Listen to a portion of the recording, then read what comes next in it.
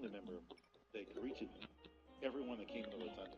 That's right. There was remember that? There was a family member, and I can't remember if it was an overnight visual or not. But not that one. It went out that, but it was lengthy.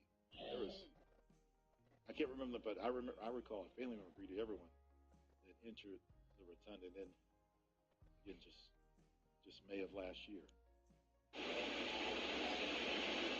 We'll come back to you, John. We'll come watching Vice President Kamala Harris leave the White House. Very well, thank you. With the incoming Vice President, J.D. Vance. Let's listen. Great, thank you. He said, great, thank you. Kamala Harris said, very well, thank you. I gather they were asked, how did it go? How's the morning going? How are you? Elon Musk arriving there at the rotunda. A moment ago there in the image on the right, sort of a split-screen moment.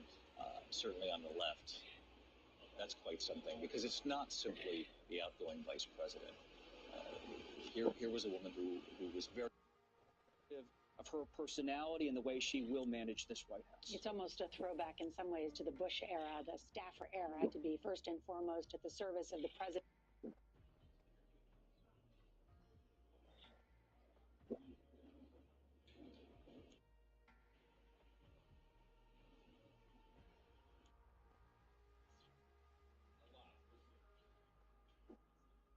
Speaker. Executive orders. And look, that car ride, which is a tradition that goes back to the 19th century, is really something else. Of course, it didn't always used to be an automobile. It goes back to the days of horse and buggy, and it's been really tense at times. That one you're seeing right there with the incoming and outgoing vice president, I'm sure is going to be a very tense ride. But between Biden and Trump, both of whom have exchanged accusations of being worthy of criminal prosecution. Trump actually prosecuted by the Justice Department under Joe Biden. If you look back in history, you see there's a famous photo of FDR riding in a convertible with Herbert Hoover in 1933, and they're sharing a blanket because it was very cold, like it is today. And that ride may have been the chilliest till we get to where we are today. I wonder if the vice presidential ride will be chillier than once you get Joe Biden and Donald Trump in that car. They seem to have shown that they are convinced the optics of this are what are really necessary for the American people, at least this time around. As Lindsay just pointed out a moment ago, it was the Trumps in these modern times who first sort of decided that they did not want to partake. They left at 8 a.m. 4 years ago. It still was Air Force One when he left because he was still president. And he said as he was leaving Andrews that it will be back in some shape or form, and now he's back as the 47th president. But to watch Joe Biden say, welcome home at the White House, Mary, with a smile, and to welcome him to the Oval Office a few weeks back, for them to meet for 2 hours and have Donald Trump ask Joe Biden, what's most concerning to you as you look around at all the world's hot spots? He was genuinely interested in what Joe Biden thought as well. Behind the scenes, and even Donald Trump acknowledged on that day, politics, and in so many words, is really ugly. But today's a beautiful day, is what he said in the Oval Office with Joe Biden that day. It is remarkable when you contrast what we are seeing today to the divisiveness that we saw in the campaign, especially when Joe Biden was still running. I mean, they both argued that the other one was essentially unfit to serve. And yet here they are coming together for the sake of democracy to show this peaceful transfer of power. And David, you mentioned 4 years ago, I keep thinking back, I was standing there on the west front of the Capitol. Donald Trump, of course, was not going to participate. He had refused to admit that he had lost. He was leaving Washington in disgrace. He had been shunned by his own party after the attack on the Capitol, which was just days before that. He was facing a second impeachment. And yet, as I stood there, I looked up and I saw Marine One, which was leaving, Donald Trump leaving Washington, and yet he was circling the Capitol as if he couldn't help himself but to get one last look at what was going on. And now here he is, as you mentioned, when he left at the time, he had said he would be back in some form. He actually departed there from Andrews to the sound of Sinatra's song, I Did It My Way, playing, and he has done.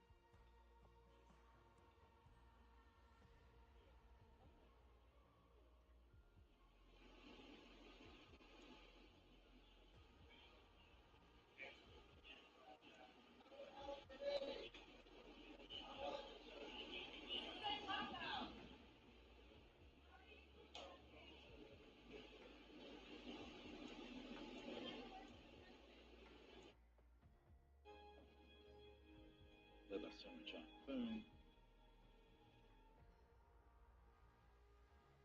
Some Russell from some Dick Durbin from Illinois.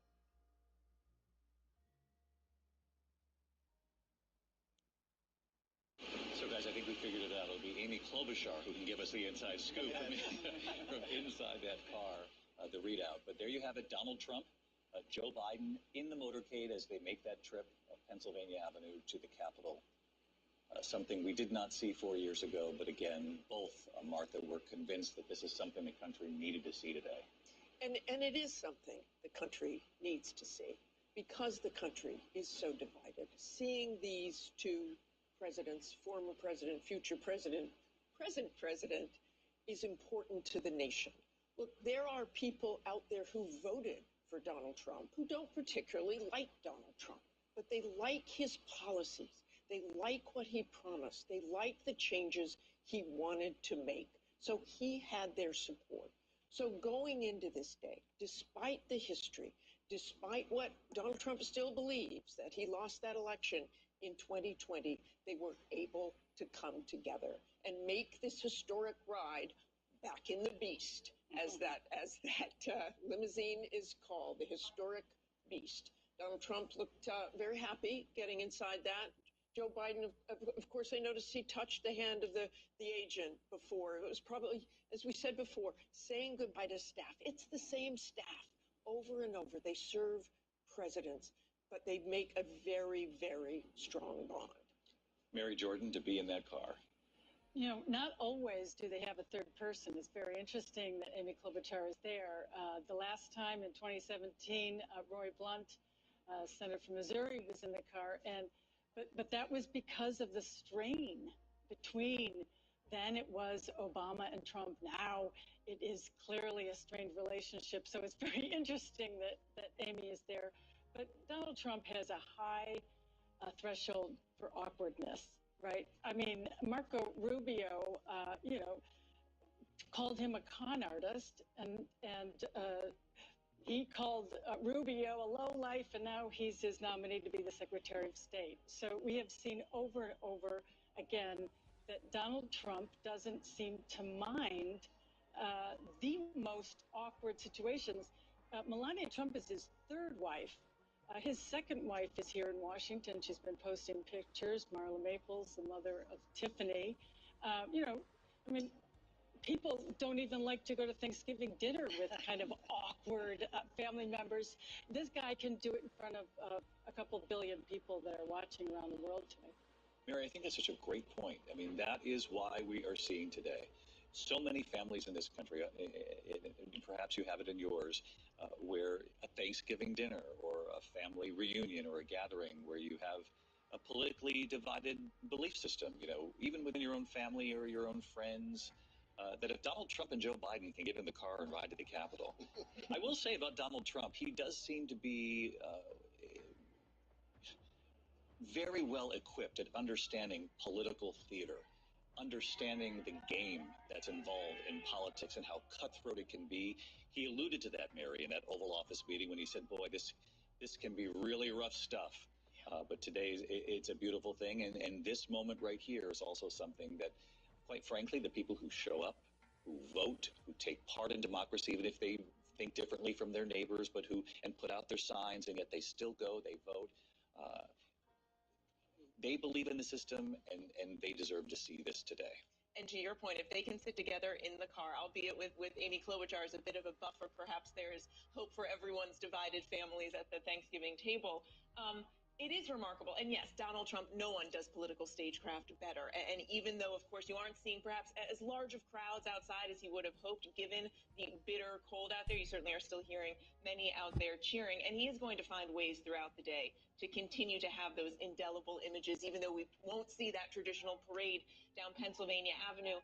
I do have to mention, we did discuss earlier those pardons, those preemptive pardons that Joe Biden left a bit of a parting gift there as he was making his way out of office this morning, pardoning so many who he's concerned that will be targeted by Donald Trump, Anthony Fauci, General Milley, Liz Cheney. And you did see a bit of a grimace, I thought, on Donald Trump's face as he walked out of the White House just then.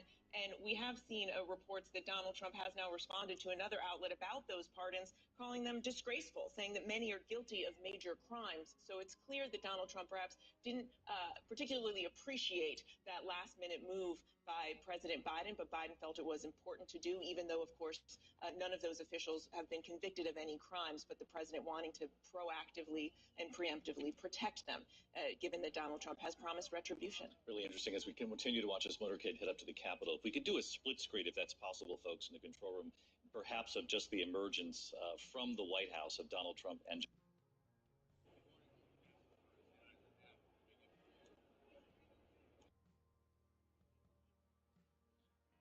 See the open seats. That's or Coke, but here they are emerging. Well, I can report to you that when they spent 2 hours together in November, yeah, look at that. That does not look like a particularly warm walk out into the car. When they did spend their, by the way, I think as you see, Motherfucker sitting here analyzing everything. it looks like he breaks out his cell phone, maybe to check his text messages, which is also something that is quite unusual. I see him looking. It seemed to me like he reached and he is, looking at his phone. When they got together in November, they didn't drink coffee or tea because, as you said, Donald Trump doesn't drink coffee or tea. They didn't drink Diet Coke. There was no food served. I was told there was nothing but water for 2 hours. But it was a warm meeting, according to my reporting on that. This, I don't think, will be as warm a ride. And I do believe that it's notable that Biden's pardons that are issued at this moment came just as we've learned that Trump is issuing an executive order essentially calling for an investigation into the investigators, including some of those who were pardoned. That's right. So soon after this inauguration, we'll begin to see some of that executive action, those orders take place.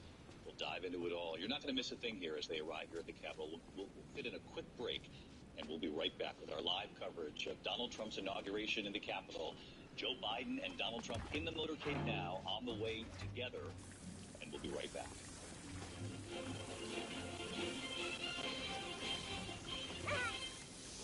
ABC News live coverage of the second inauguration of Donald J. Trump returned to the high-quality ingredients, no harmful pesticides, Stonyfield organic, good on purpose.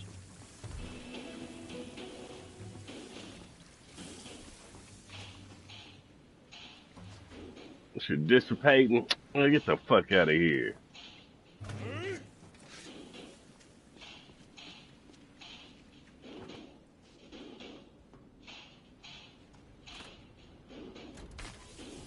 This may draw some unwanted attention.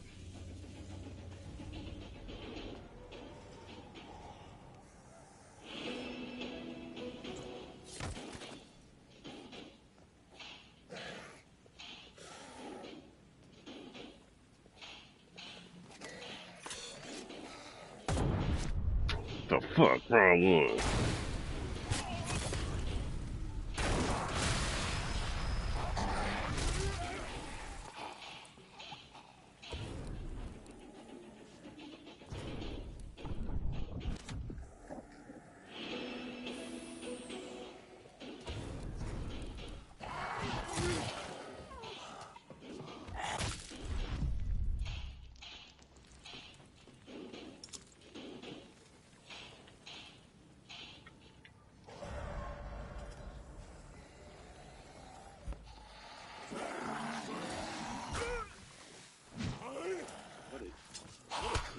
Fuck! So many people.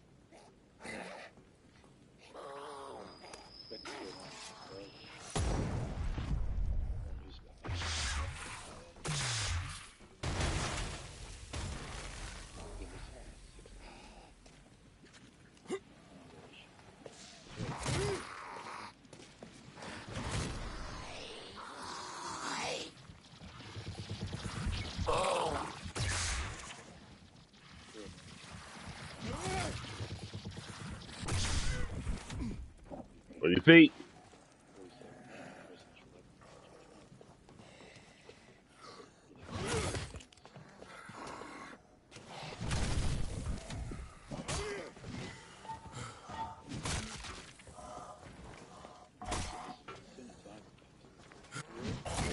Right, and as we watch the presidential motorcade arriving with Greenwood. Of course, I'm always found at the most popular venues.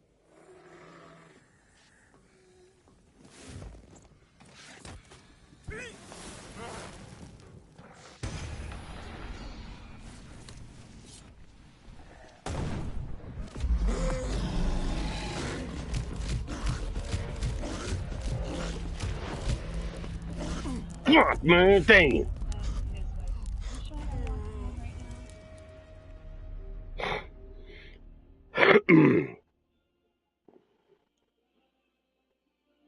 Well,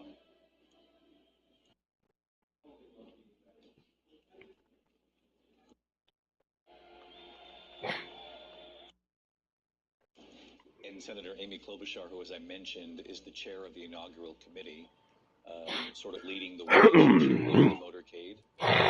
The two of them. You know, Donald Trump always looks serious at these moments, though, so I'm not sure it's necessarily reflective of their conversation. So but prime the two of them, thingies and this is charge the extraordinary. Watsons, I guess. And you think about that first debate where Joe Biden had that performance and then had to bow out amid so much pressure. The two men who felt so strongly about the other and making the case to America that you can't go in that direction. Both of them said that about each other. Now to be walking into the Capitol together, Martha. Walking into the Capitol after a tea that we hope was civil and probably was civil because they both showed up. Of course, you have Elon Musk there, who has been This such shit a don't keep coming. huge player in this transition. I've talked to people at the State Department. They said they're talking to people from Elon Musk's world as much as they are talking to those some from unwanted attention. Marco Rubio's world. John Carl, do we have a real handle on the role Elon Musk is going to play? My fucking weapon about to break. He's basically lived at Mar-a-Lago. In fact, he's had a space to stay overnight at Mar-a-Lago since right after the election. I am told there will be office space for this Department of Government Efficiency, which has no actual description in American law. It'll essentially be advising Donald Trump's Office of Management and Budget, but they will have office space, presumably including for Elon Musk, as he decides to use it in the Eisenhower Executive Office building. We saw J.D. Vance entering there as well with his wife, Lucia Vance. John, many have said that J.D. Vance's performance, particularly in his debate, might have been underestimated how much he helped Donald Trump also making the case in those final weeks. Look, it was a lopsided debate. He really performed very strongly. Waltz, Kamala Harris' running mate, had by comparison, a very weak debate. Hard to say whether a VP debate ever moves the needle. Although we have Dana White, of course, a UFC head, somebody who is now on the board of Meta, very recently post-election, and a strong, longtime ally in Donald Trump. He actually said on Donald Trump that night that nobody deserves this more than Donald Trump. He said on that stage. And what he was talking about was how much he believed that Donald Trump had been targeted. There you see Hegseth entering from Bondi. These are the picks for Donald Trump's cabinet. And so far, Donald Trump telling Rachel Scott, I'll bring you into the conversation, Rachel. You talked with the incoming president over the weekend, and he said so far he likes what he's seeing with the confirmation process. Exactly, David. Bitch. I spoke to President-elect Donald Trump over the weekend. I asked him about his confirmation picks and his cabinet picks and how quickly he wants Republicans to move on them. He said that he was impressed with the confirmation hearings so far. He said all of them did a great job. All of those picks that you just saw walk in that room, we're seeing Kristi Noem there as well. They've been making the rounds here on Capitol Hill, meeting with Republicans, really Kash Patel entering as well, really trying to get all Republicans on board ahead of their confirmation votes in the Senate. But President-elect Donald Trump says he wants them to move quickly and get this done and build his cabinet. Rachel, you see Tulsi Gabbard there at the end of the row. RFK Jr. obviously also we have waited to see in sort of in that confirmation moment. But Tulsi Gabbard could face some tough questioning. Tulsi Gabbard, absolutely, and she already has. Republicans behind closed doors. You see Tulsi Gabbard standing right there. She's standing next to Chief of Staff Susie Wiles as well. Her confirmation hearing has yet to be scheduled. We know that Democrats and some Republicans have had some tough questions to her about the past comments that she has made, whether or not she has promoted any Russia propaganda in the past as well. She could face a tough confirmation fight ahead. You see RFK Jr., as you mentioned, David, lining up there along with North Dakota Governor Doug Burgum. You see him there as I'm well. always Pam found Bondi at the most standing there popular as well. venues. She just had her confirmation hearing held just last week. And then you see Christine Ohm. She was on Friday this morning. We're expecting her confirmation hearing to unfold in the next couple of days. You also saw Walz there as well to just actually step down from his role as a member of Congress. And that's what's interesting too here, David, as all this is playing out. Donald Trump, the president-elect, he has plucked some members of the House straight out of the House and right into his cabinet. Get out of there. Just in his administration in general, and that does leave House Republicans with a slimmer and slimmer majority. Are you fucking serious? Please, please, please do not take anybody out. Fully aware of the math, Speaker Johnson knows. Oh my God. Very close, particularly given Donald Trump's choices. I want to bring Rachel Bade into the conversation as well. Rachel covers Congress for us. And Rachel, when you look at that array, Come on with the bullshit. among them RFK Jr., Tulsi Gabbard, where do you see any potential bumps ahead in the confirmation process? And are the rest expected to get through? Come It's a on, great question, bruh. David. And I mean, particularly because when Trump was naming a lot of these folks to these cabinet positions, I was hearing a lot of anger.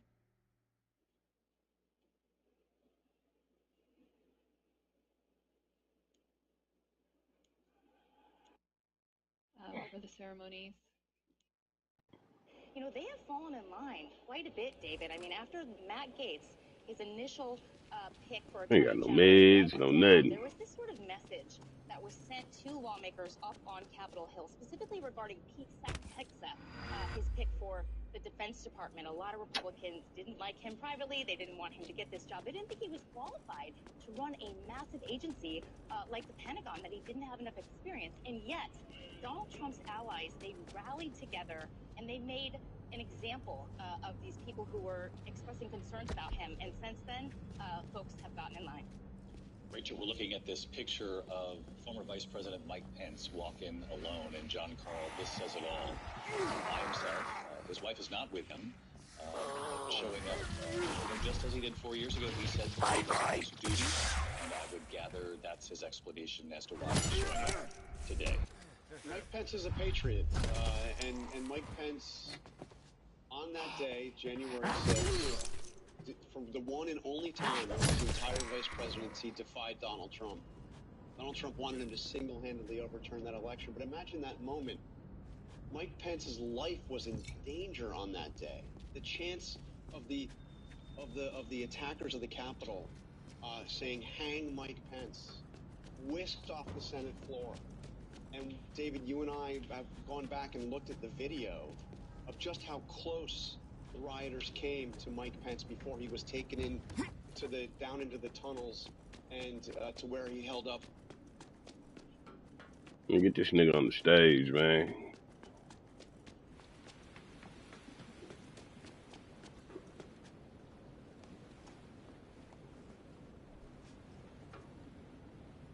The fuck, man? One of my weapons fully broken.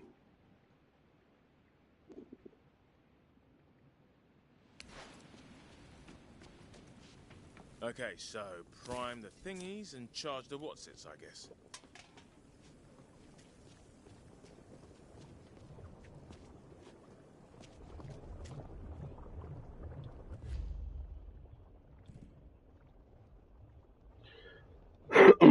Let's see, what's first?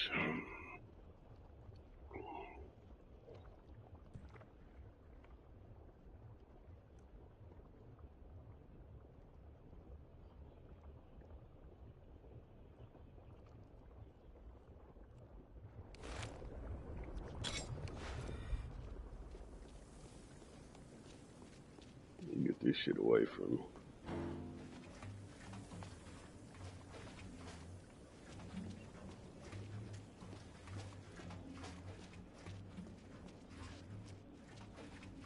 Candy bar over here.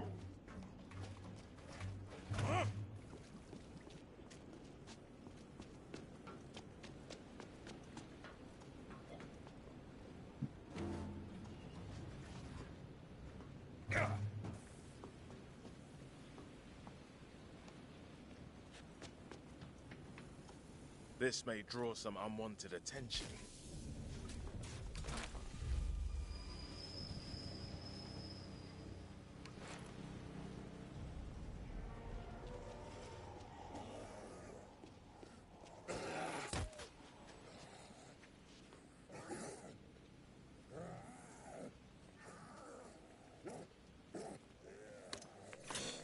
Are you fucking serious, bro? Damn!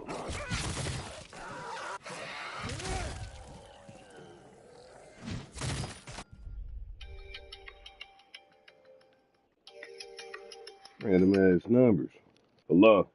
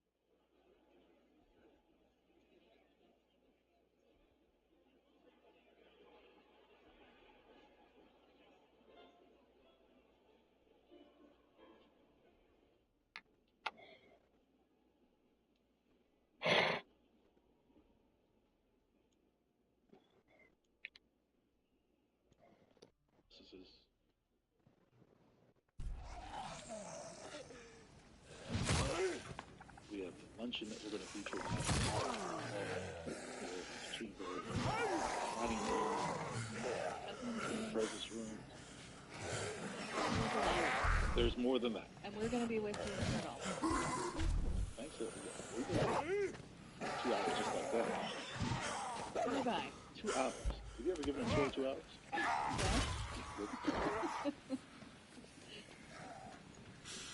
There's...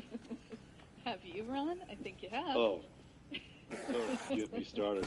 I might do it after this broadcast. Feeling motivated. We're looking out.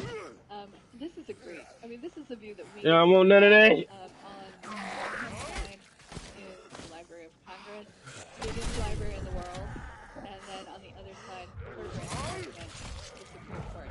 But the Supreme Court used to be in the Capitol building all the way until 1935. It's hard to believe in just another 11 years will be the 100th anniversary of the modern day Supreme Court. You're going to hear the name President William Howard Taft a lot. Oh, Case Gilbert, the architect. You're going to hear that name a lot. Speaking of President Taft, I think you mentioned this earlier about weather with President Taft in 1999. 9.8 inches. Yeah, they had a big blizzard, and so they had to move everything indoors. But, you know, the Supreme Court being it's unbelievable today, but now that we're having a moment which we're all about to observe.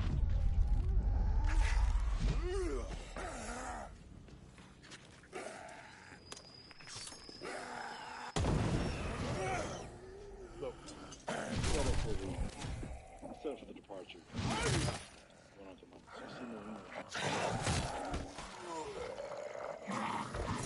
Yep, so that is, there was a question as to whether or not the weather would be good enough today for Marine One to take off. It has been cleared, so we're happy with there. And it sounds like we're taking our seats. in the rotunda. I heard. It's that time, 11 o'clock. That piano is the person.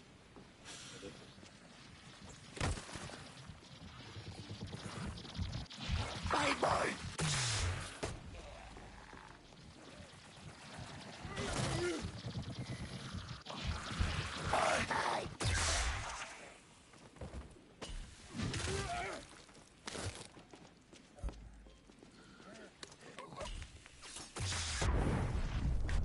Beginning to see people. They were going around shaking hands, talking. Seriousness of the moment.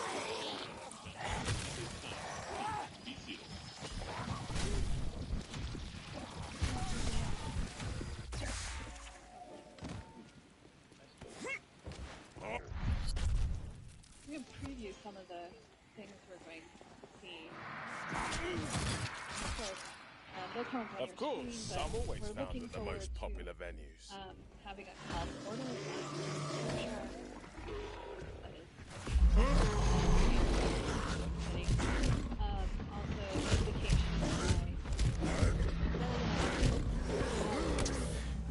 Also, we're also, I'm excited to see a little opera. An opera singer from New York named Christopher Macchio. He is going to be singing later. Tenor, yes. It was Robertson. 1985.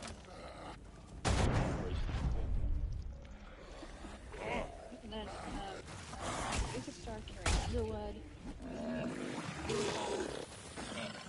So lots of open stands, very important events for America, but also a lot of great music. I liked our last shot when he's showing the preparation for the departure. Motherfucker. Just so many pieces.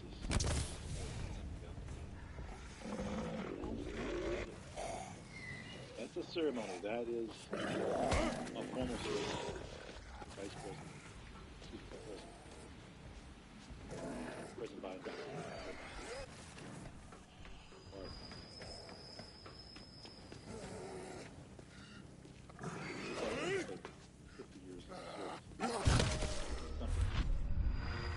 Something to reflect on.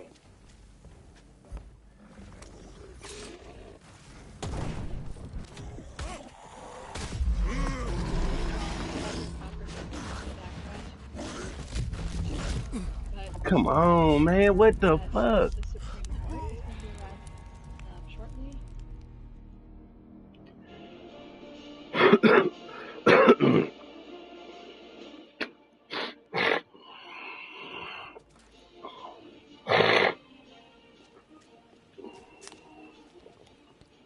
Okay, so prime the thingies and charge the Watsons, I guess.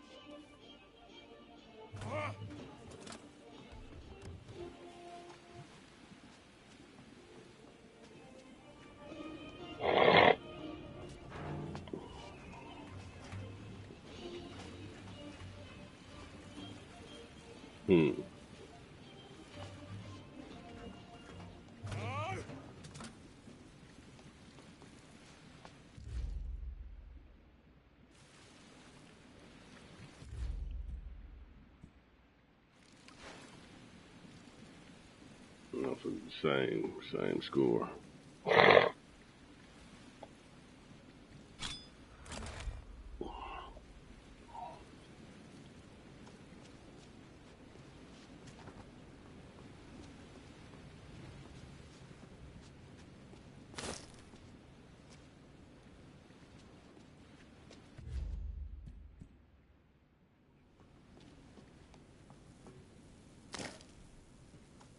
This may draw some unwanted attention.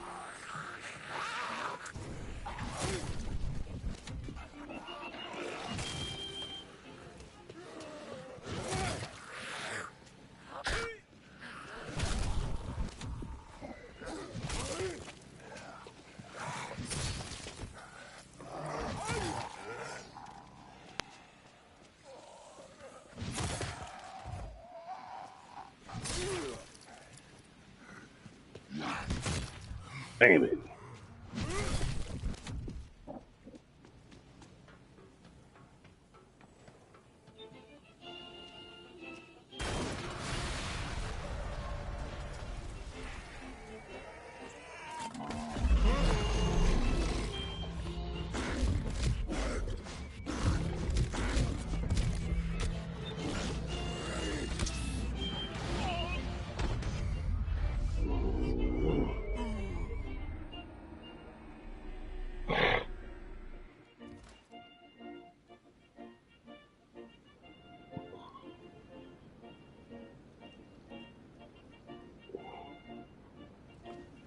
Oh, this shit here, boy.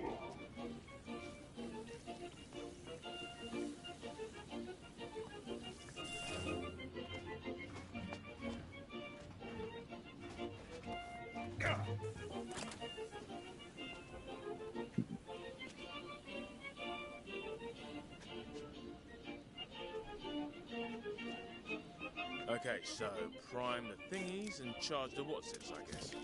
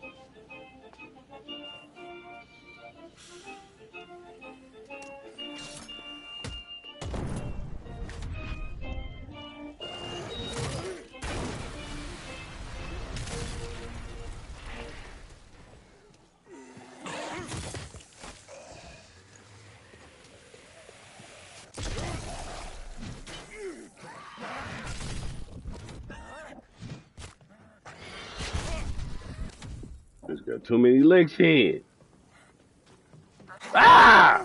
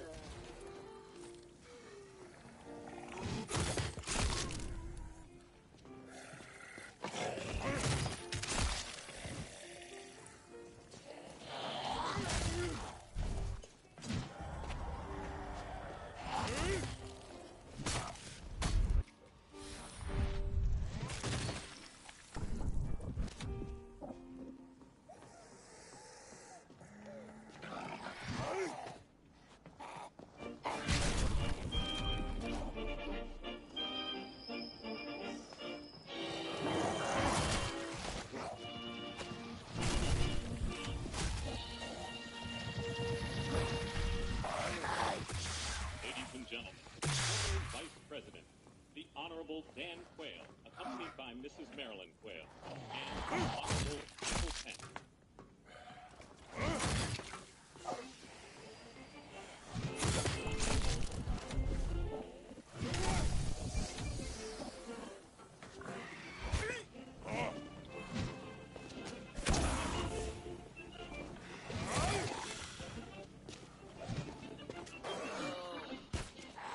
Fuck.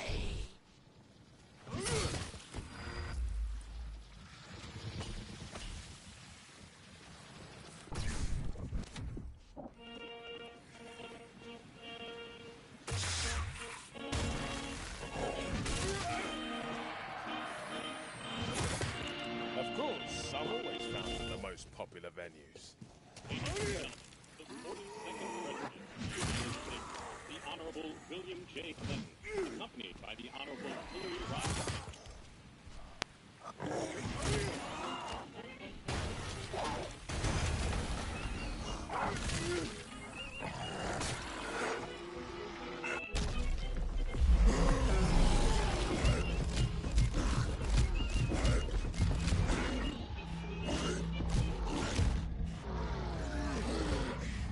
Fuck me. Heal up. Heal up.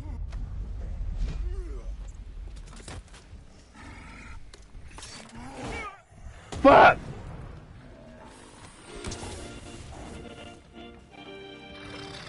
Ah, shit.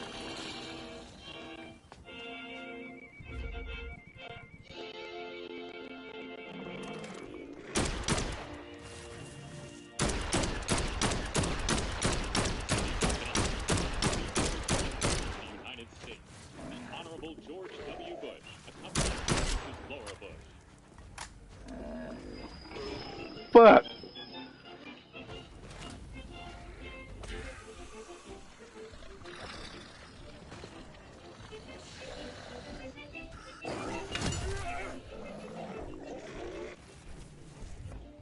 Are you back on fire?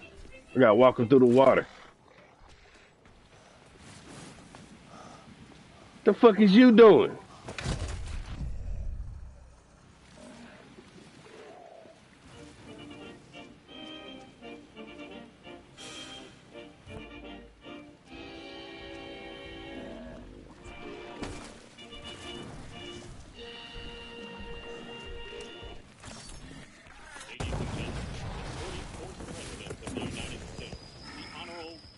How, bruh? Run, nigga! Fuck!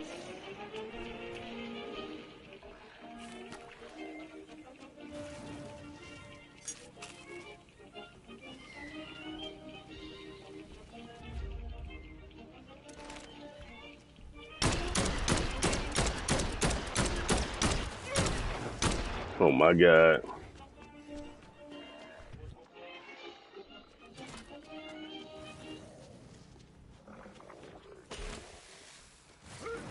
Oh, you bullshit me.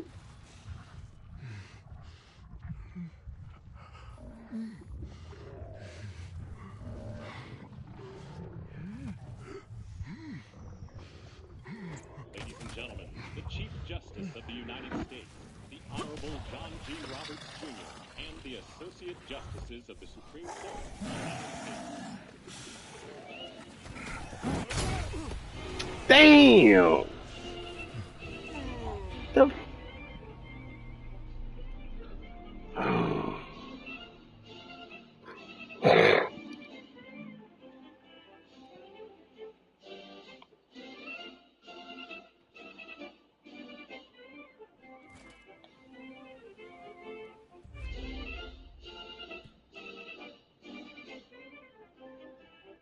Can't believe I made it that fucking far, bruh.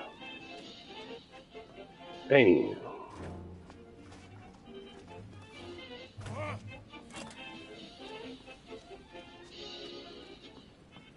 Okay, so prime the thingies and charge the whatsits, I guess.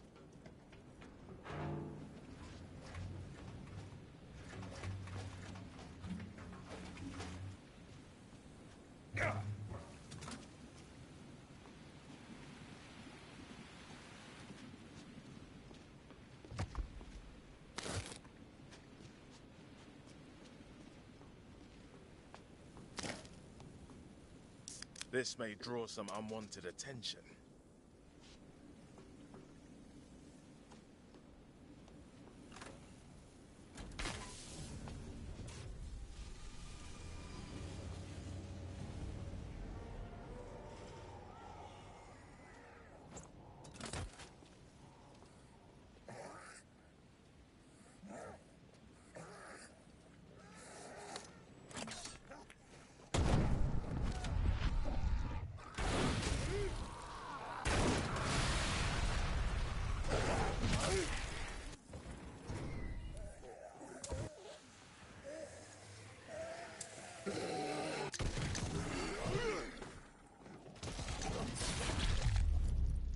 Damn!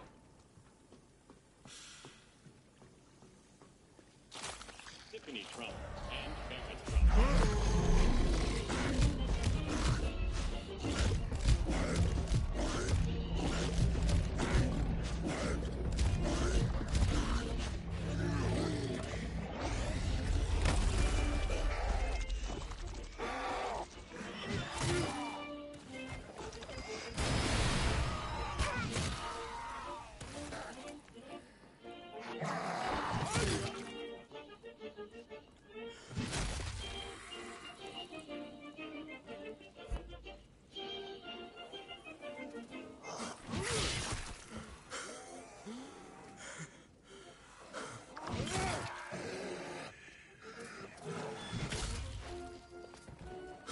Fuck.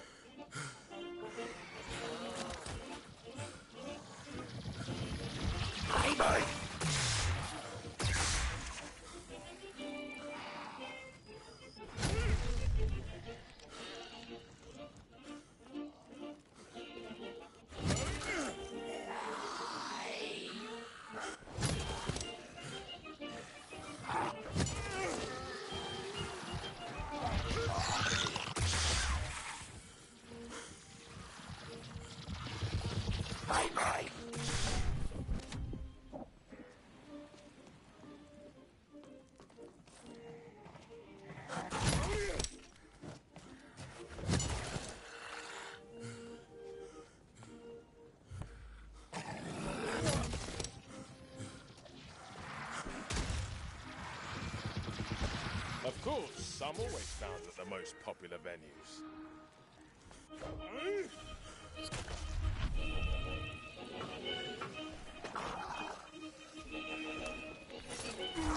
Oh my god, wrong shit.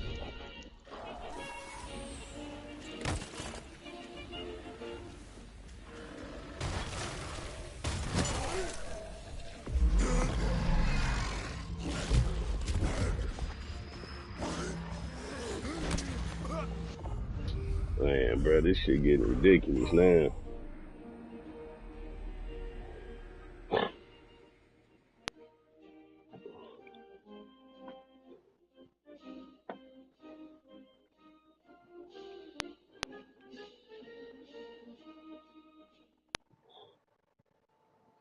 Ladies and gentlemen, escorting Dr. Biden and Mr. Emhoff, the Republican staff director of the Joint Congressional Committee on Inaugural Ceremonies, Ms. Emily Leviner, the Senate Secretary for the Minority, the Honorable Gary Myrick, the House of Representatives Chief Administrative Officer, the Honorable Catherine Spindor, and Mr. Bruce Fisher.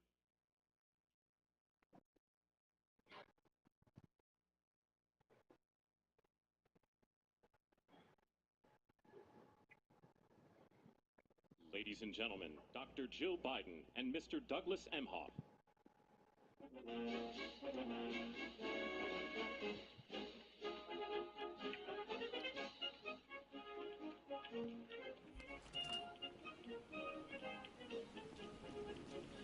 Well, this shit's spilling over. Okay, so prime the thingies and charge the whatsits, I guess.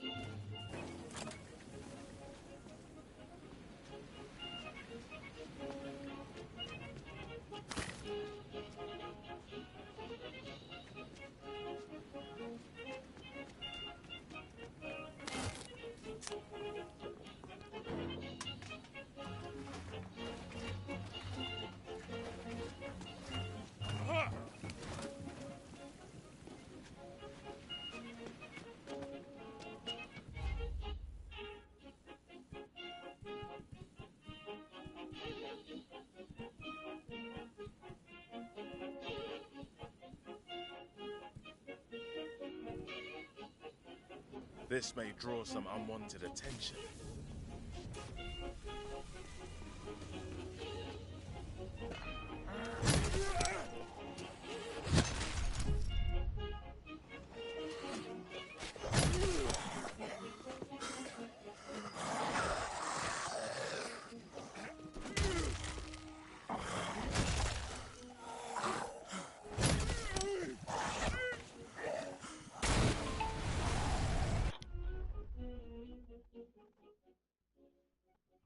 Of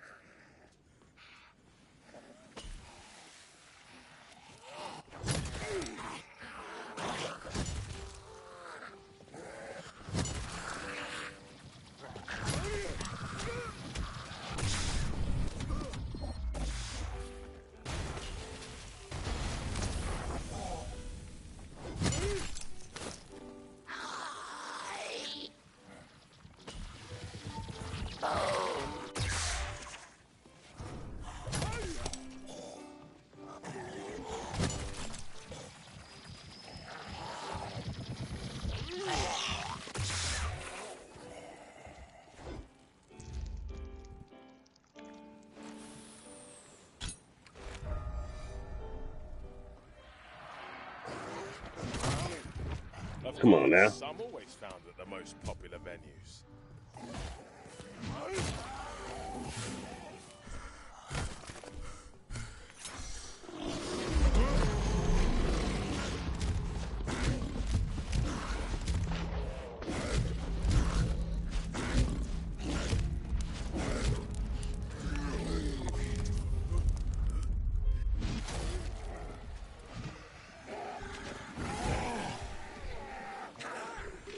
Oh my God.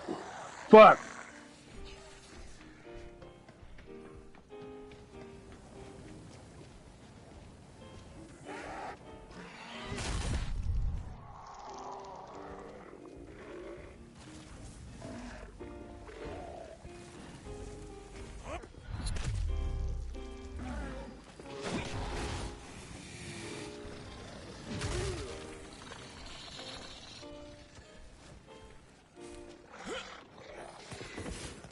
The music is trash, boy.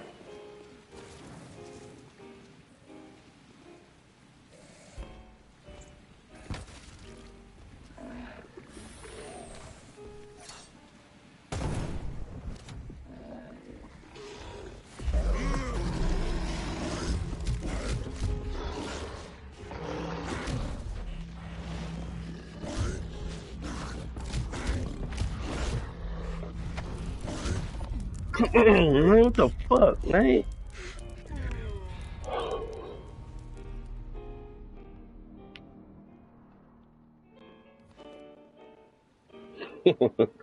This shit getting on my nerves. Okay, so prime the thingies and charge the whatsits, I guess.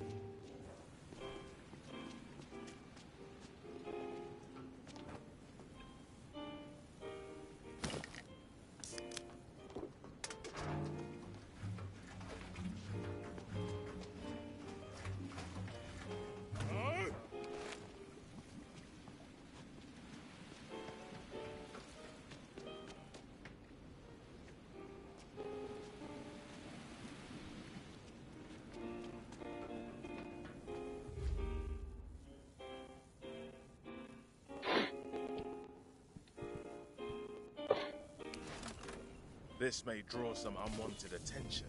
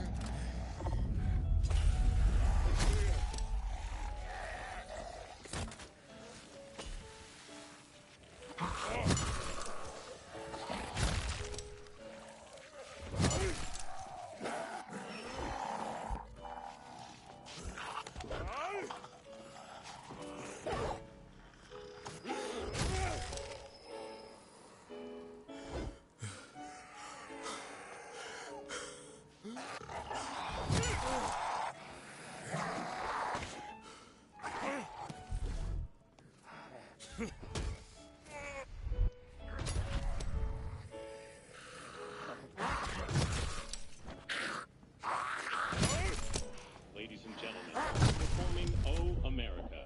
Please welcome the Armed Forces Chorus and American. Are you fucking serious? I let him.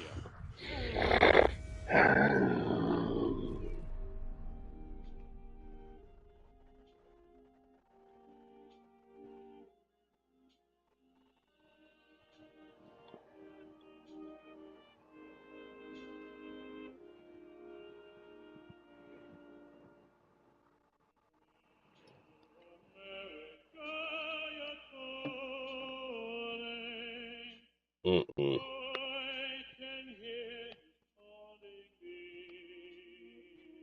Mm-mm.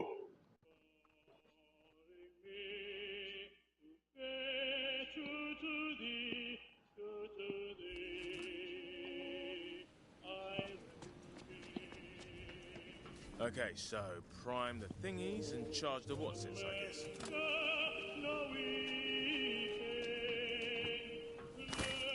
This may draw some unwanted attention.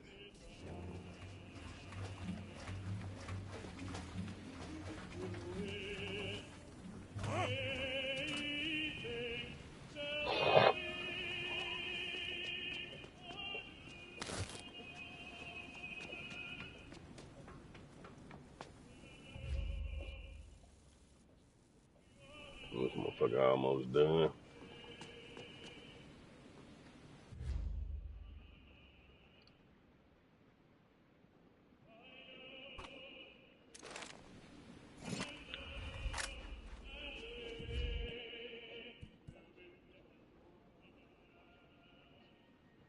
Use this son bitch till it break.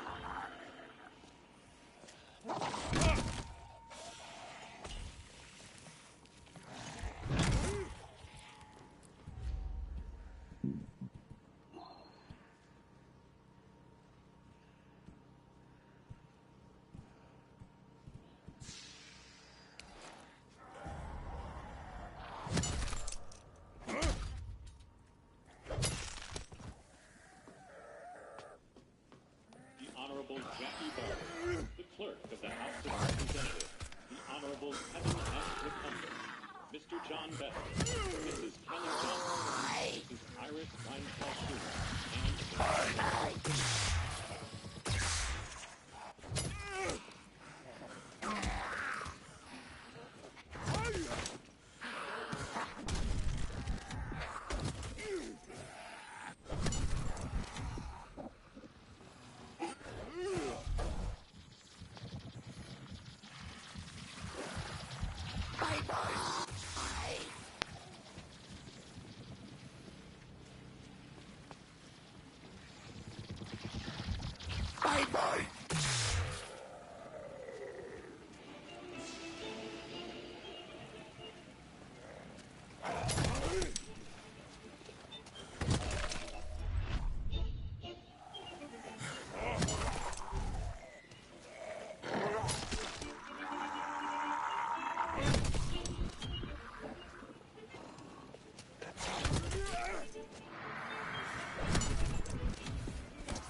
Of course, I'm always found at the most popular venues.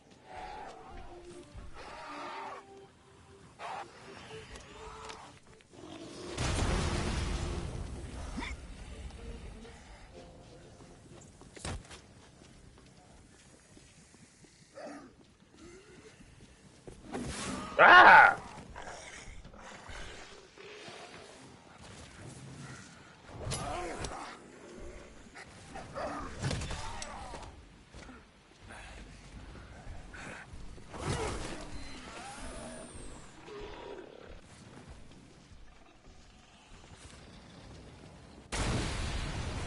ladies and gentlemen, escorting the President of the United States and the Vice President of the United States, ranking member of the Joint Congressional Committee on Inaugural Ceremony, the Honorable Deb Fisher, House Democratic Leader, the Honorable Hakeem Jeffries, and Senate Majority Secretary, the Honorable Robert Miller.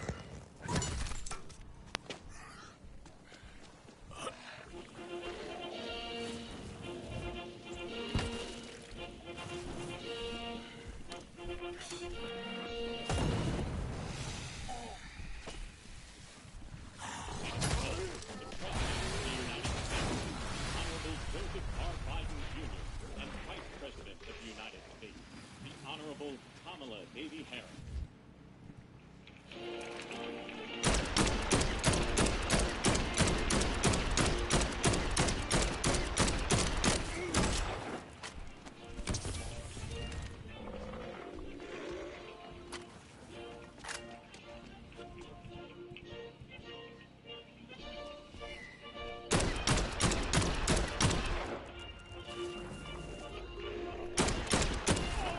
Fuck!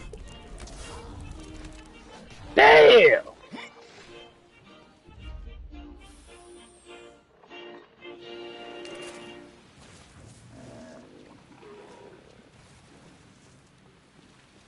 Ladies and gentlemen, escorting the Vice President-elect, the Executive Director for the Joint Congressional Committee on Inaugural Ceremony, Mr. Michael West, Deputy Sergeant of Arms Dorsey, Jason Bell, Deputy Sergeant of Arms,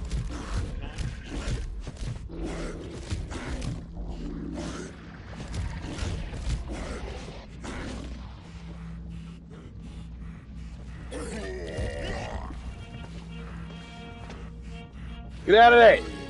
Fuck!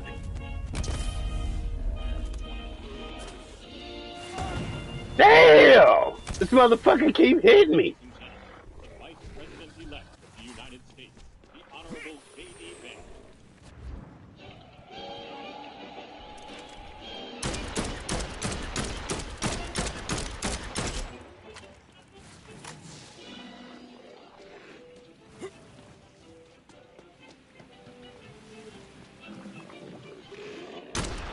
Ah!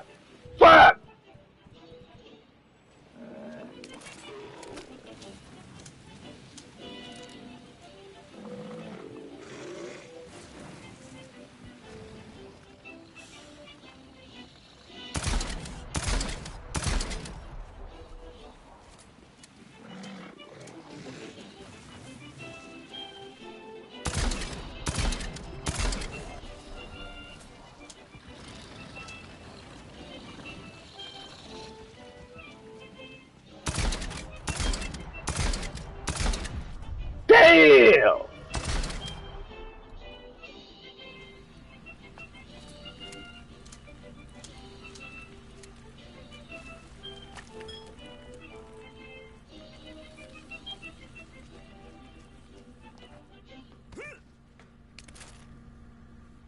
Fuck is this? Ladies and gentlemen, Deer horn knife. President-elect, the staff director for the Joint Congressional Committee on Inaugural Ceremony, Elizabeth Barrett, House Sergeant-at-Arms, the Honorable William P. McFarland, Senate Sergeant-at-Arms and doorkeeper, the Honorable Jennifer A. Hemingway, Senate Hollywood Majority Leader, James, and the don't Honorable spare the John horses. Thune, and the Joint Congressional Committee on Inaugural Ceremonies, House Democratic Leader, the Honorable Hakeem Jeffries, House Majority Leader, the Honorable Steve Scalise, Speaker of the House of Representatives, the Honorable Mike Johnson, Senate Democratic Leader, the Honorable Charles E. Schumer, Ranking Member of the Joint Congressional Committee on Inaugural Ceremonies, the Honorable Deb Fischer, and Chairwoman of the Joint Congressional Committee on Inaugural Ceremonies, the Honorable Amy Klobuchar.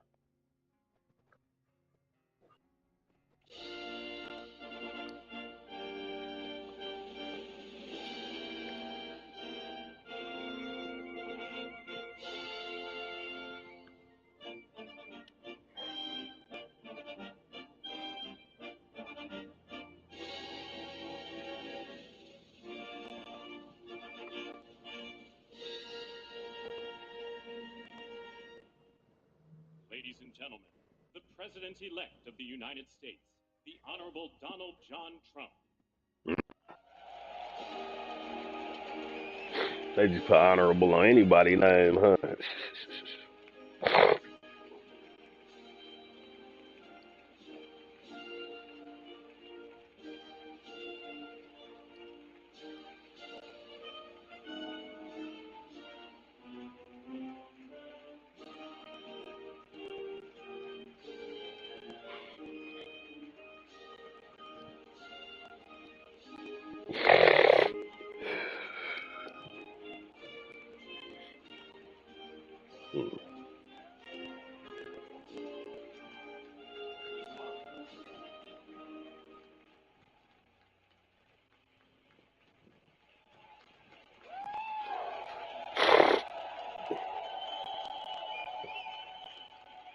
Got him at the podium.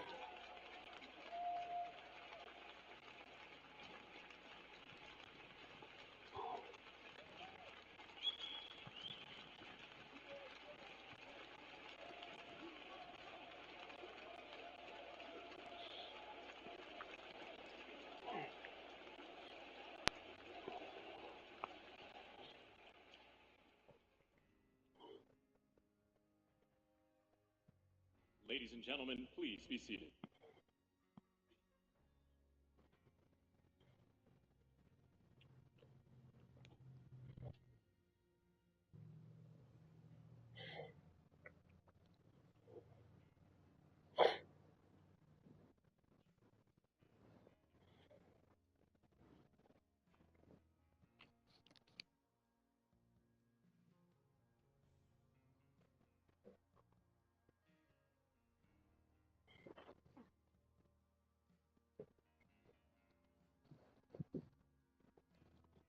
Please welcome the Chairwoman of the Joint Congressional Committee on Inaugural Ceremonies, the Honorable Amy Klobuchar.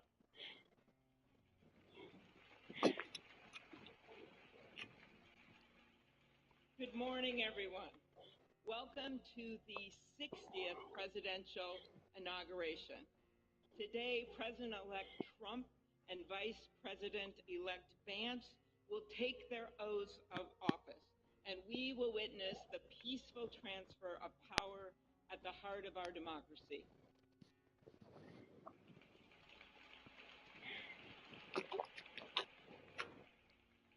For the past year, I've chaired the inaugural ceremony committee, which includes the leadership of Congress from both parties. We thank the committee and Capitol staff and law enforcement who worked so hard over the last year, and especially the last 3 days. You've done a beautiful job, and you have shown grace under pressure.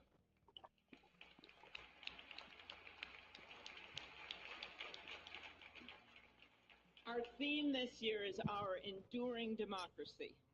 The presence of so many presidents and vice presidents here today is truly a testament to that endurance.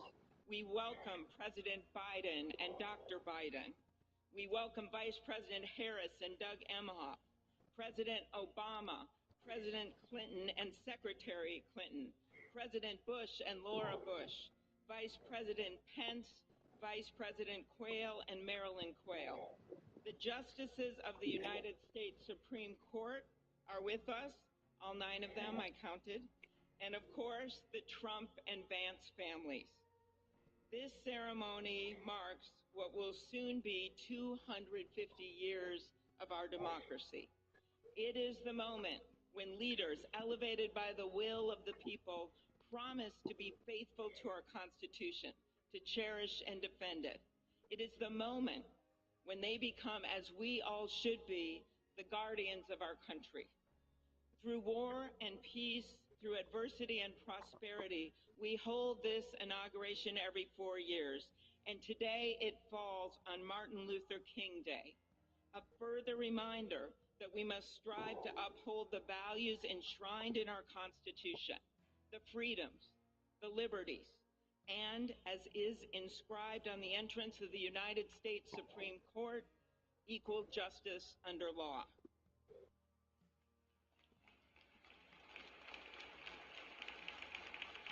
Let's see if we get some police prosecuted. What makes this moment more than a passing ceremony is all who are watching it across the country, the people of this nation, the ordinary people doing extraordinary things.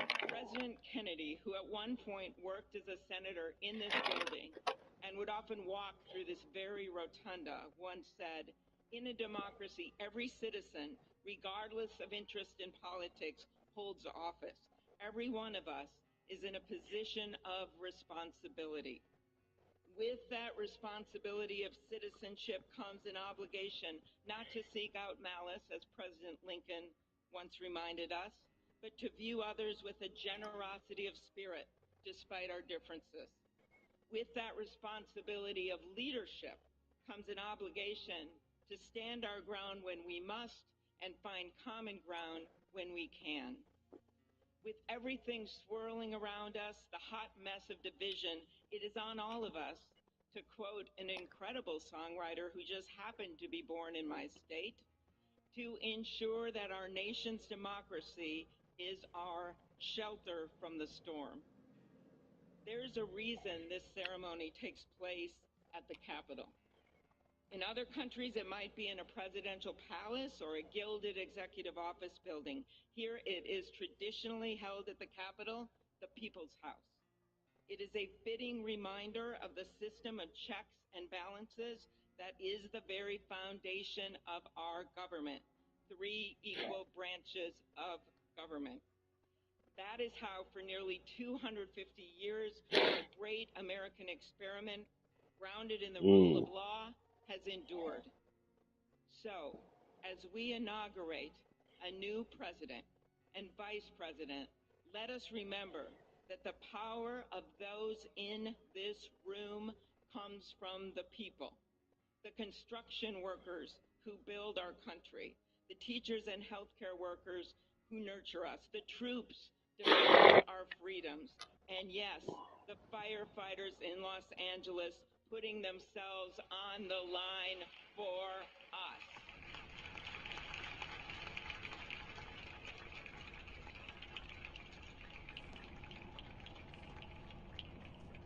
Our democracy's strength and grit must match Where are you guys? theirs. Hello? May God bless our nation. Thank you. Fuck. They'll be here. Don't you worry, Jay.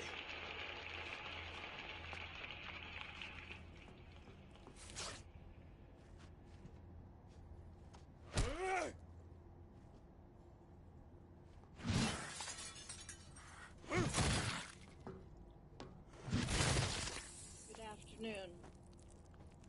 Endurance is the ultimate test.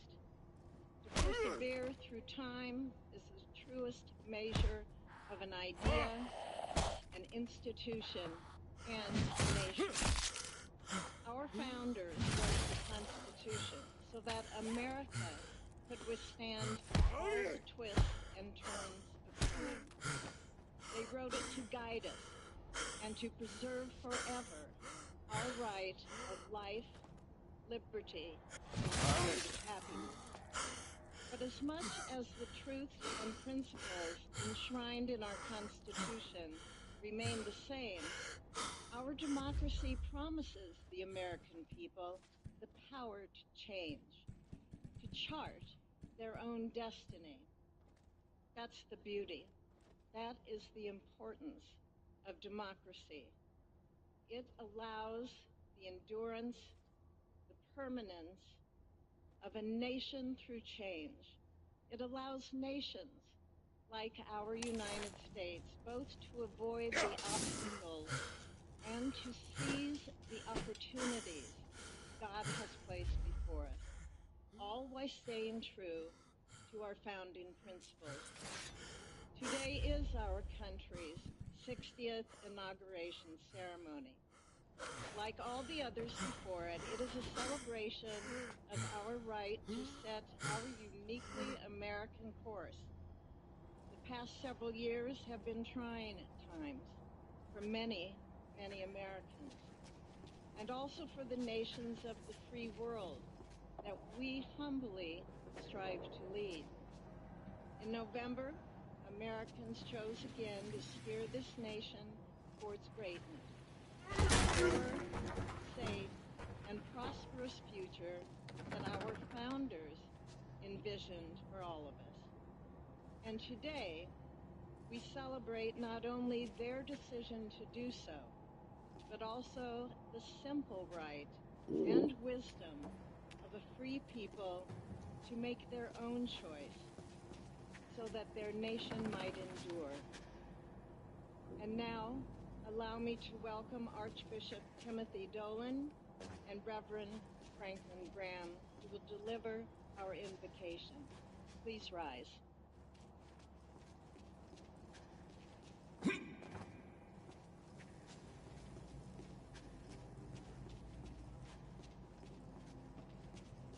Be still and know that I am God, supreme I see among what the you nations, did, supreme on you the earth. desperate morons. Let us pray. Remembering General George Washington on his knees at Valley Forge, recalling Abraham Lincoln at his second inaugural, with malice toward none, with charity for all, with firmness in the right as God gives us to see the right. Remembering General George Patton's instructions to his soldiers as they began the Battle of the Bulge 8 decades ago. Pray. Pray when fighting. Pray alone. Pray with others. Pray by night. Pray by day. Observing the birthday of the Reverend Martin Luther King, who warned, without God, our efforts turn to ashes. We, blessed citizens of this great nation under God, humbled by our claim that in God we trust, gather indeed this inauguration day to pray for our President Donald J. Trump, his family, his advisors, his cabinet, his aspirations, his vice president, for the Lord's blessings upon Joseph Biden, for our men and women in uniform, for each other whose hopes are stoked this new year, this inauguration day. We cannot err in relying upon that prayer from the Bible, on which our president will soon place his hand in oath, as we make our own the supplications of King Solomon for wisdom as he began his governance. God of our fathers, in your wisdom you set man to govern your creatures, to govern in holiness and justice, to render justice with integrity. Give our leader wisdom, for he is your servant, aware of his own weakness and brevity of life. If wisdom which comes not from you be not with him, he shall be held in no esteem.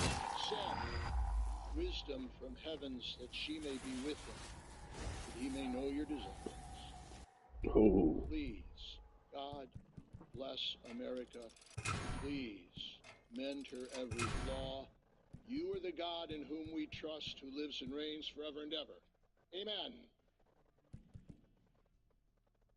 All right, man.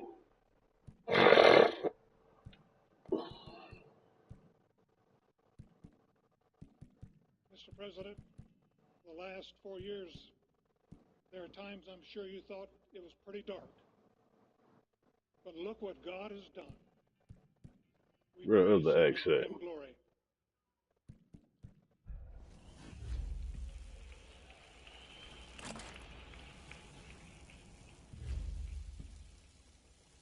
Let us pray. Our Father and our God, thou hast said, blessed is the nation whose God is the Lord. As the prophet Daniel prayed, blessed be the name of God forever and ever. For wisdom and might are His. He changes the times and the seasons. He removes kings. He raises up kings. He gives wisdom to the wise and knowledge to those who have understanding. Our Father, today, as President Donald J. Trump When takes I the want oath of it, office gone. once again, we come to say thank you, O Lord our God. Father, when Donald Trump's enemies thought he was down and out, you and you alone saved his life and raised him up with strength and power by your mighty hand. We pray for President Trump that you'll watch over, protect, guide, direct him. Give him your wisdom from your throne on high. We ask that you would bless him and that our nation would be blessed through him. We also ask that you would bless and protect Melania as First Lady. We thank you for the beauty, the warmth, and grace that she shows not only to this nation, but to the whole world. Side pocket. We thank you for Vice President-elect J.D. Vance and his wife Usha and their young family. May he be a strength to President Trump, to stand beside him, to hold up his arms like Aaron held up the arms of Moses in the midst of battle. The prophet Samuel reminded the people, it was you that brought them up from the land of Egypt. And he said, now stand still, that I may reason with you before the Lord. So, Father, we take this moment to stand still, to remember the great things that you have done for this nation. Thank you for the protection, the bounty, the freedoms that we so enjoy. We remember to keep our eyes fixed on you, and may our hearts be inclined to your voice. We know that America can never be great again if we turn our backs on you. We ask for your help, and we pray all of this in the name of the King of Kings, the Lord of Lords, your Son, my Savior, and our Redeemer, Jesus Christ. Amen. Ladies and gentlemen, please welcome Associate Justice Kavanaugh to administer the Vice Presidential Oath of Office.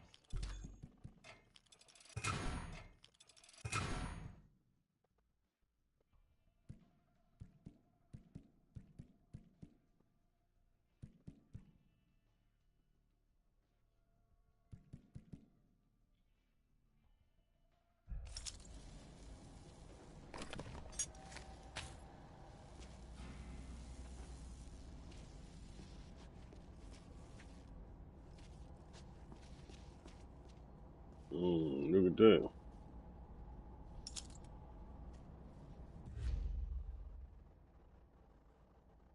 Please raise your right hand and repeat after me.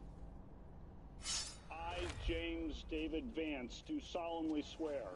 I, James David Vance, do solemnly swear that I will support and defend the Constitution of the United States. That I will support and defend the Constitution of the United States.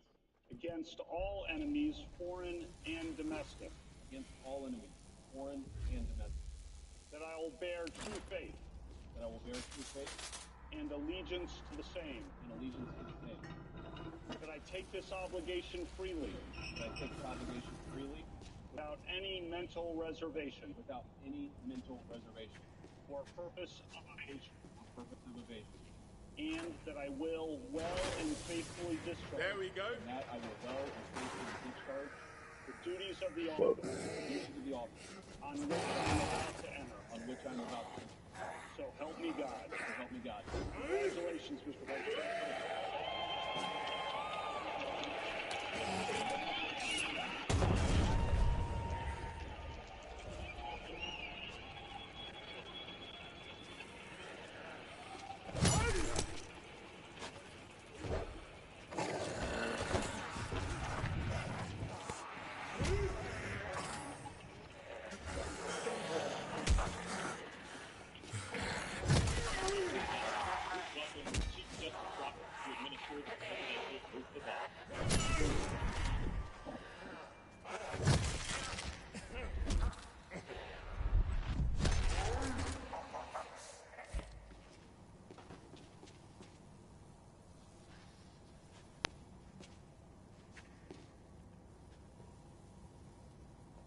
raise your right hand and repeat after me.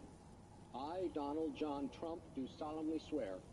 Donald John Trump, do solemnly swear. That I will faithfully execute. That I will faithfully execute. The office of President of the United States. The office of President of the United States. And will, to the best of my ability. And will, to the best of my ability. Preserve, protect, and defend. Preserve, protect, and defend. The Constitution of the United States. The Constitution of the United States. So help me God. So help me God. Congratulations, Mr. President.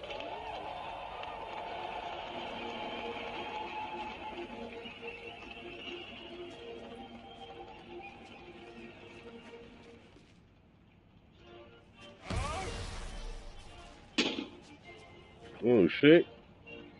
I was about to say, bam.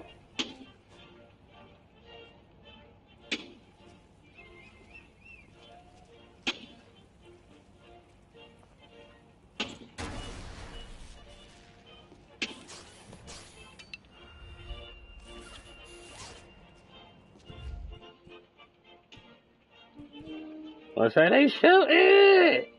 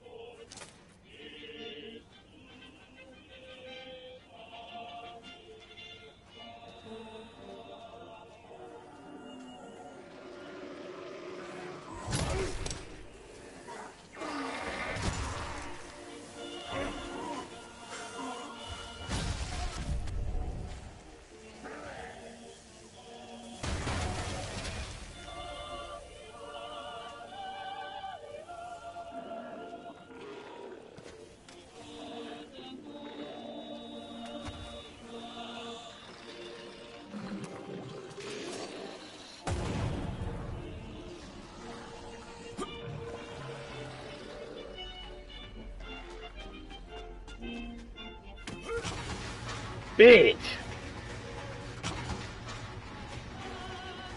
Open the door!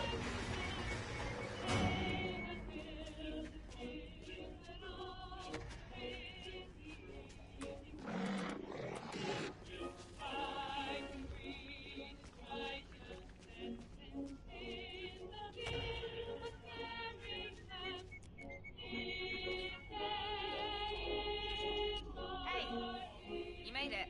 Ooh, shit. Adoring fans?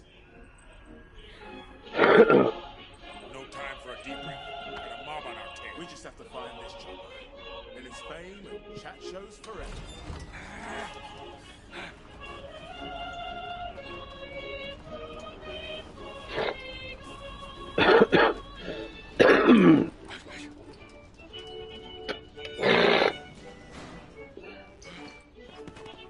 I can't do it, not up there! Patton, listen to me.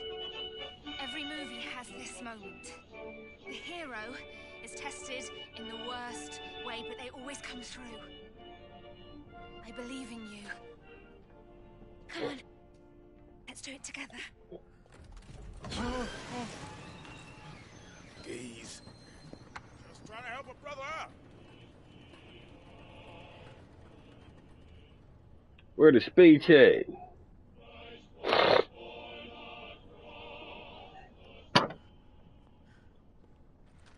Zombies don't shoot people. No. So let's get out of here. Whose bird is this anyway? Some end-of-the-world bunch called Eschaton.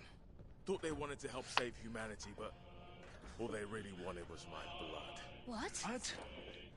Every fucking time! Fool me once. But we are gonna take this whirly beast and fly out. Then we can all get on with our super sexy lives. Works for me. Let's go. This isn't right. The heroes don't run away at the end. They see things through. Real life isn't like the movies. You think I don't know that, huh? The movies show us how we could be. If we were better people. Sam, will you just tell it? Sam! Oh no! He's burning up. We have to fly him out.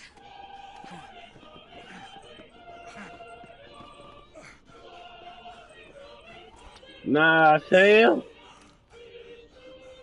I'm staying here. Must be different shit this time. Hollywood Boulevard. Oh no! Time was I given anything for my name on the walk? So focused on fame, I lost what really matters. You and me both. No, Sam.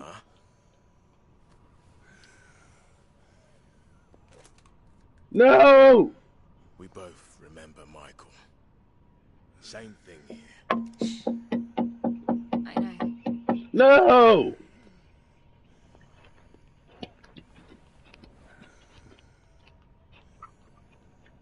You're right, Patton. They have my blood. I have to track Dr. Reed down and stop him. Mm-mm. Yeah, now that's a Hollywood ending. Get back in the nick of time. Always. And eyes open, okay? Someone pop that pilot. All right, here goes the speech.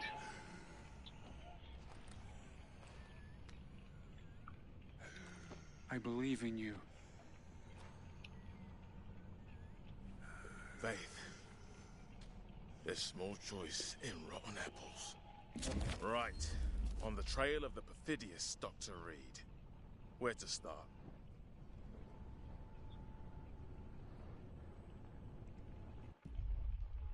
Thank you very much, everybody. Oh yeah. Thank you very, very much. Vice President Vance, Speaker Johnson, Senator Thune, Chief Justice Roberts, Justices of the United States Supreme Court, President Clinton, President Bush, President Obama, President Biden, Vice President Harris, and my fellow citizens. The golden age of America begins right now.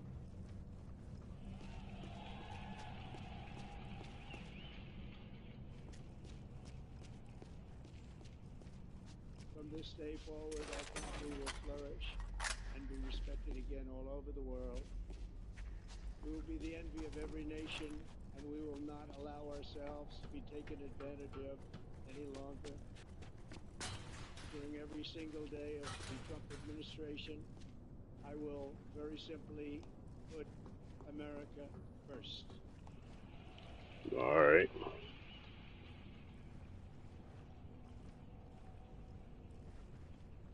Sound good. Our sovereignty will be reclaimed.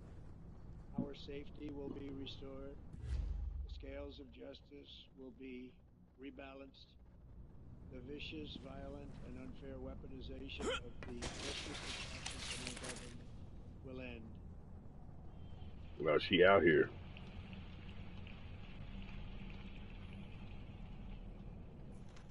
And our top priority will be to create a nation that is proud, prosperous, and free.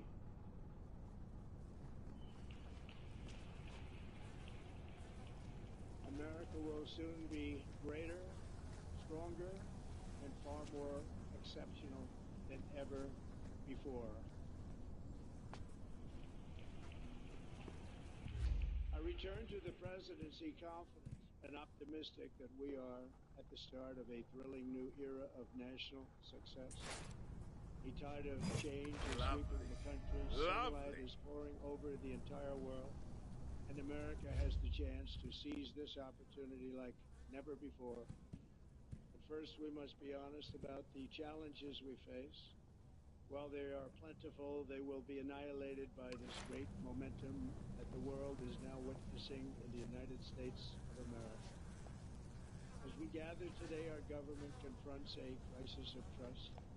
For many years, a radical and corrupt establishment has extracted power and wealth from our citizens while the pillars of our society lay broken and seemingly in complete disrepair.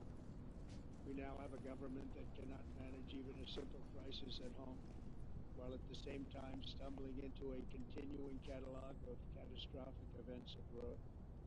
It fails to protect our magnificent, law-abiding American citizens, but provide sanctuary and protection for dangerous criminals, many from prisons and mental institutions that have illegally entered our country from all over the world. We have a government that has given unlimited funding to the defense of foreign borders, but refuses to defend America, Our own. or more importantly, its own people.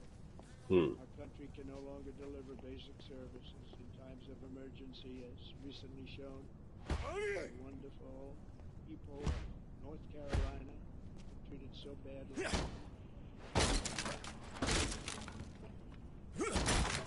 Other states who are still suffering from a hurricane that took place many months ago. Or more recently, Los Angeles, where we're watching fires still tragically burn. From weeks ago, without even a second of they're raging through the houses and communities, even affecting some of the wealthiest and most powerful individuals in our country, some of whom are sitting here right now. They don't have a home any longer. That's interesting. We can't let this happen. Everyone is unable to do anything about it. That's going to change. We have a public health system that does not deliver in times of disaster, yet more money is spent on it than any country anywhere in the world. And we have an education system that teaches our children to be ashamed of themselves in many cases, to hate our country. Tisha was taking no chances, picking off any threat. Good All girl. of this will change starting today, and it will change very quickly.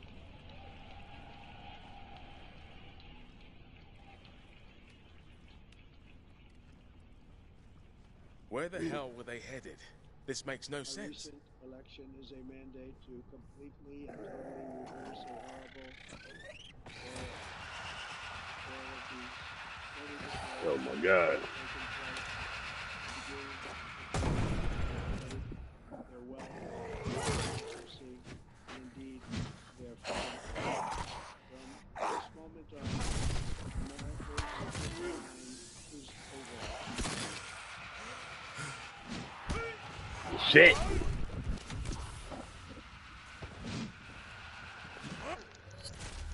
Our liberties and our nation's glorious destiny will no longer be denied. We will immediately restore the integrity, competency, and loyalty of America's government. Over the past 8 years, I have been trusted to balance more than any president in 250-year history. We learned a lot along the way. The journey to reclaim our republic has not been an easy one. Tisha was covering her father whilst he made the route into the shop. That shit just went ham when they smacked that bitch up. Just a few months ago, in a beautiful Pennsylvania field, an assassin's bullet ripped through my ear. But I felt then, and believe even more so now, that my life was saved for a reason. I was saved by God to make America great again. Oh my God. Okay.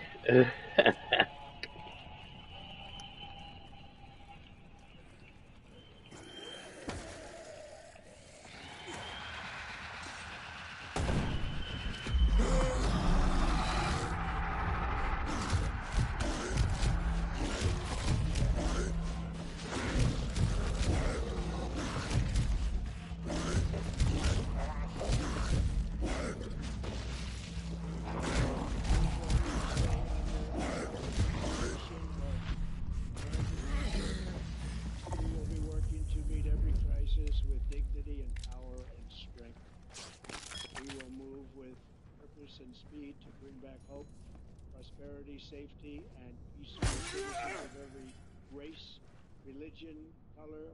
This didn't fall. Someone moved American it. citizens, January 20th, 2025 is Liberation Day.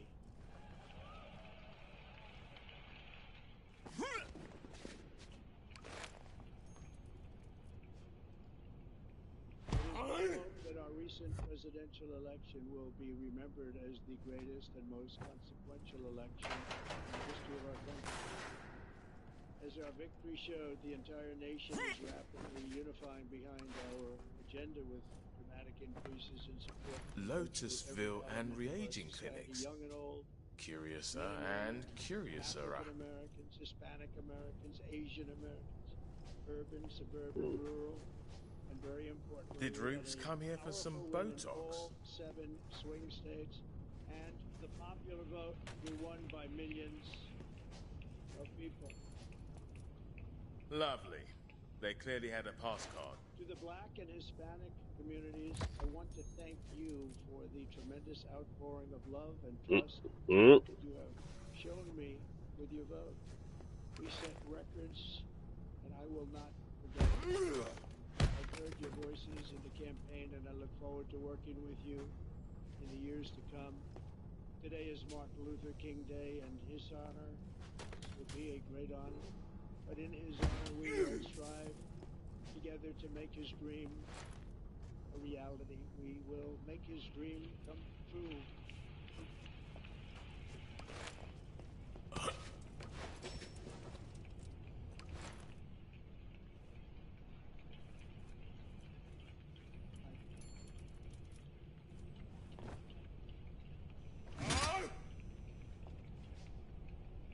National unity is now returning to America, and confidence and pride soaring like never before. In everything we do, my administration will be inspired by a strong pursuit of excellence and unrelenting success. We will not forget our country, we will not forget our Constitution, and we will not forget our God. Can't do that. Dead end? Fuck! This ain't right.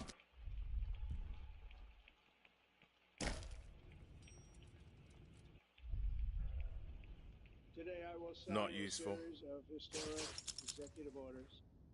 With these actions, we will begin the complete restoration of America and the revolution of common sense. The only thing out of All place. that common sense.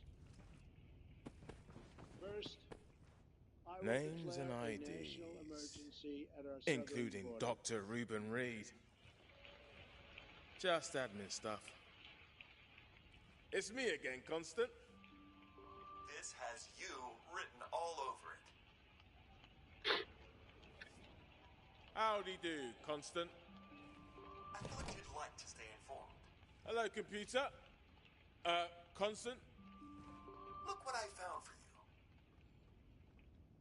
All Hello, illegal Constant. entry will immediately be halted, and we will begin the process of Re-wrinkle returning cream. millions and Who would millions buy of this criminal crap? aliens back Wait, to the places who would from buy whence this they came. crap? We will reinstate my Remain in Mexico policy.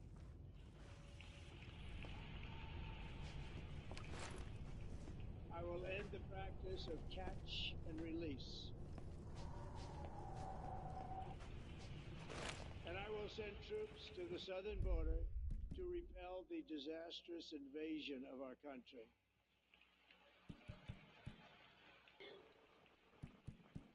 Under the orders I signed today, we will also be designating the cartels as foreign terrorist organizations.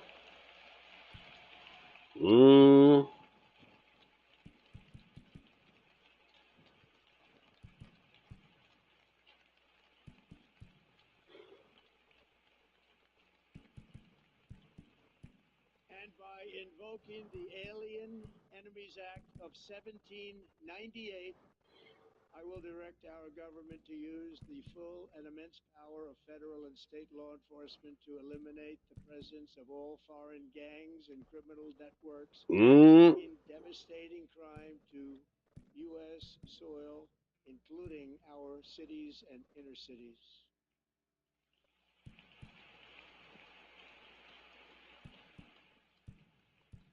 As Commander-in-Chief, I have no higher responsibility than to defend our country from threats and invasions, and that is exactly what I am going to do. And all the pieces fall into place. Full shop, secret entrance. Next, I will direct all Lovely. members of my cabinet to marshal the vast powers at their disposal to defeat what was record inflation and rapidly bring down costs and prices.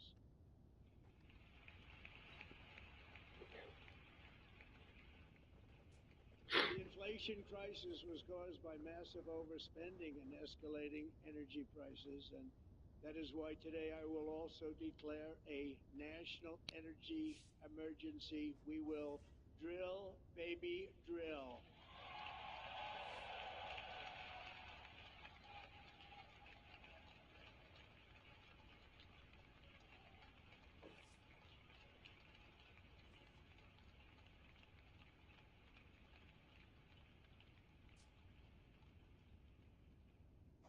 America will be a manufacturing nation once again, and we have something that no other manufacturing nation will ever have, the largest amount of oil and gas of any country on earth, and we are going to use it.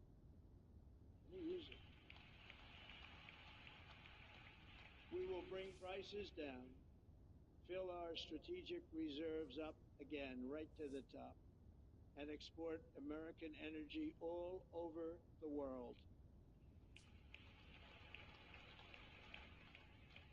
We will be a rich nation again, and it is that liquid gold under our feet that will help to do it.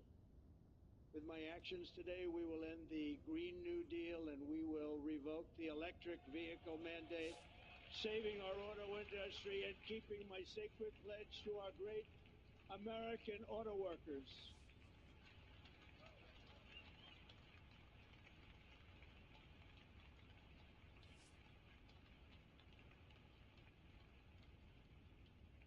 In other words, you'll be able to buy the car of your choice. We will build automobiles in America again at a rate that nobody could have dreamt possible just a few years ago. And thank you to the auto workers of our nation for your inspiring vote of confidence. We did tremendously with that vote. I will immediately begin the overhaul of our trade system to protect American workers and families. Instead of taxing our citizens to enrich other countries, we will tariff and tax foreign countries to enrich our citizens.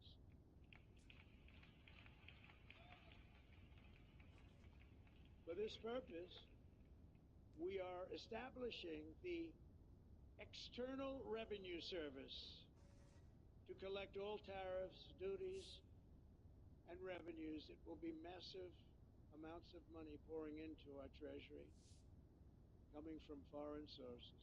The American dream will soon be back and thriving like never before to restore Yes, enrich us, confidence Tang. to our federal government. My administration will establish the brand new Department of Government Efficiency.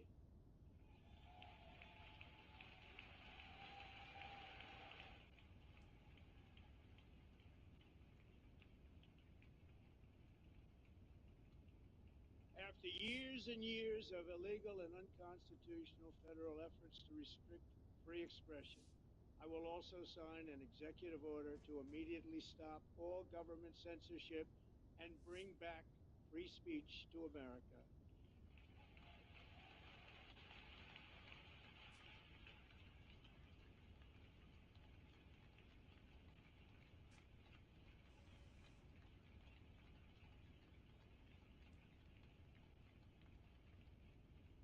Never again will the immense power of the state be weaponized to persecute political opponents, something I know something about. We will not allow that to happen. It will not happen again. Under my leadership, we will restore fair, equal, and impartial justice under the constitutional rule of law.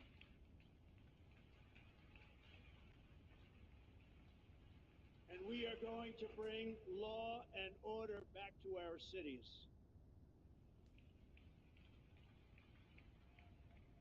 This week, I will also end the government policy of trying to socially engineer race and gender into every aspect of public and private life.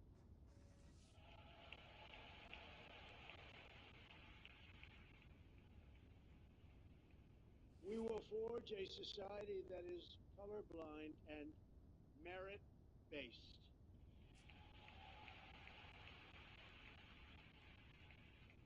As of today, it will henceforth be the official policy of the United States government that there are only two genders, male and female.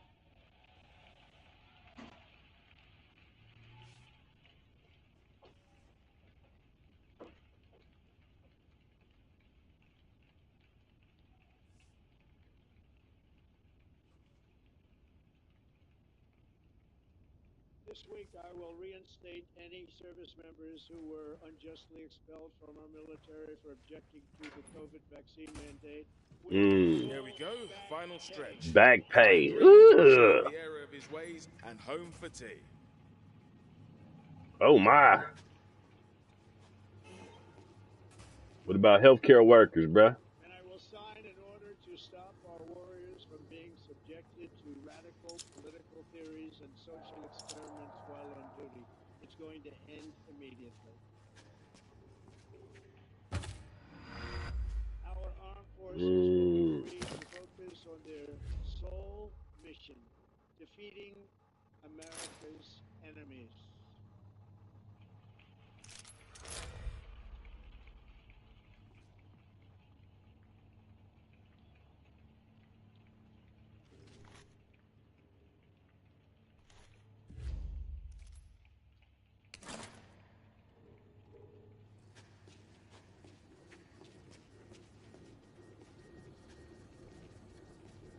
Like in 2017, we will again build the strongest military the world has ever seen. We will measure our success not only by the battles we win, but also by the wars that we end, and perhaps most importantly, the wars we not get into. Right.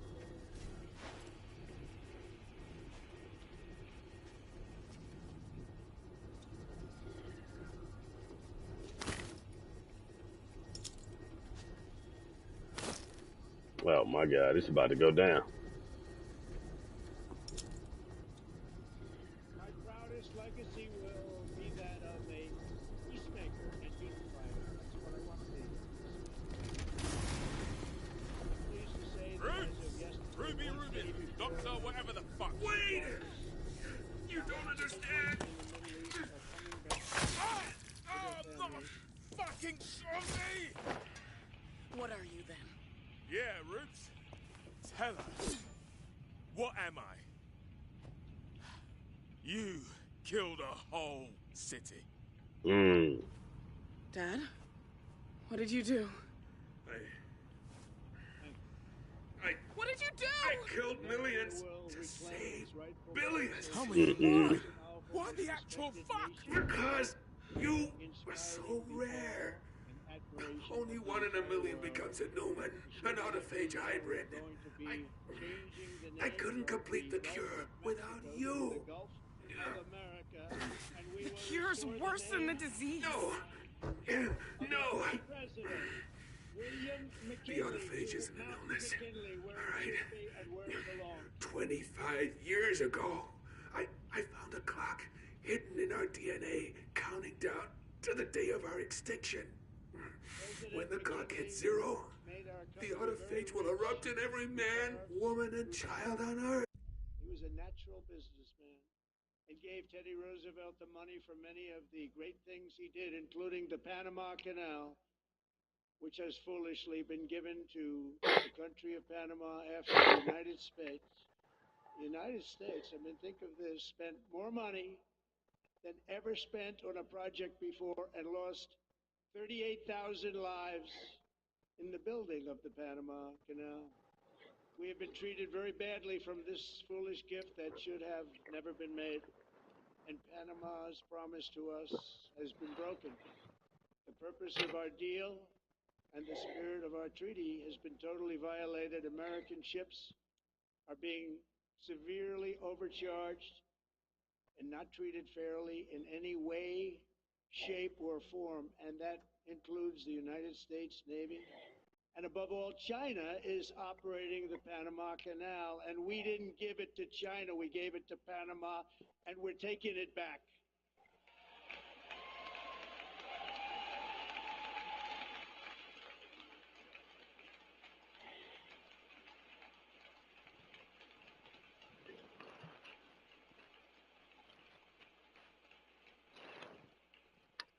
Above all, my message to Americans today is that it is time for us to once again act with courage, vigor, and the vitality of history's greatest civilization. So as we liberate our nation, we will lead it to new heights of victory and success. We will not be deterred. Together we will end the chronic disease epidemic and keep our children safe, healthy, and disease-free. The United States will once again consider itself a growing nation, one that increases our wealth, expands our territory, builds our cities, raises our expectations, and carries our flag into new and beautiful horizons. And we will pursue our manifest destiny into the stars, launching American astronauts to plant the stars and stripes on the planet Mars. The fuck?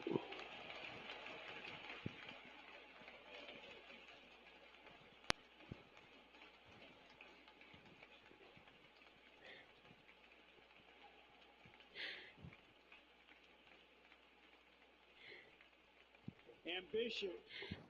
Yeah, that's ambitious as hell.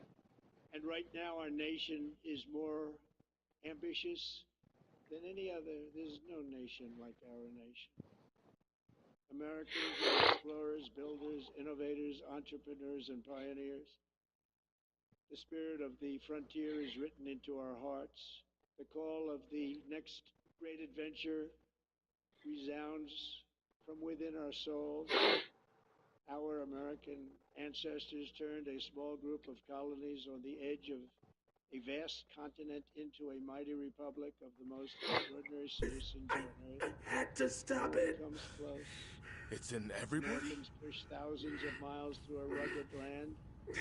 Yeah, untamed we wilderness. weren't built to last. They crossed deserts, scaled mountains, braved untold Take that. dangers, won the Wild West, ended slavery, rescued millions from tyranny, lifted billions from poverty, harnessed Your anomaly's the electricity, best. split the atom, Puppets at worst. No, launched we're more than mankind that. into the heavens, Joined by what? the universe of What does human it? knowledge What? into the palm Either of the Lolo human is blind hand. to it or she... If we work together, there's nothing we cannot do, and no dream we cannot achieve. Many I can people only spare a thought few drives, it was impossible but for it'll me to neutralize stage the odd such a phage. historic Make you political human comeback. again. All right? But as Now you just see today, here I go! am, the American people have spoken. I can't hold on much longer! No! Use it on yourself! Sweetheart, you don't know what else I did. I modified an unborn baby. With the Newman blood. I stand before you now as proof that you should never believe Oh, that it's you. something is impossible. To be harvested In America, every the day for impossible the is rest what of we our do life. best. Me. I've taken everything from you. From New York to Los Angeles. I'm so sorry. Philadelphia to Phoenix. I'm so sorry. Chicago to Miami, from Houston to right here in Washington, D.C. Our Get her out of country LA. is forged and built by generations of patriots. Wait, Our I've seen this before. rights were our Go, freedom. now. Don't touch We me! were farmers and police officers and pioneers who pushed onward.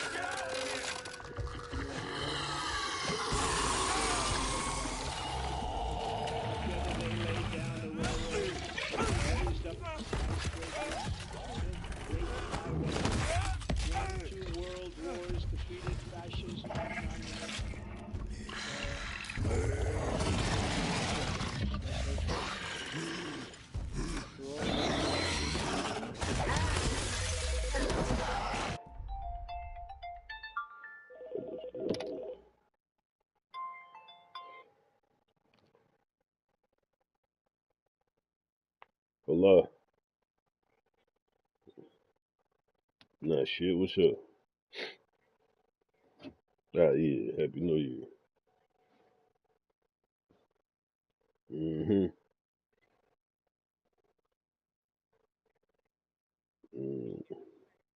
Mm-mm.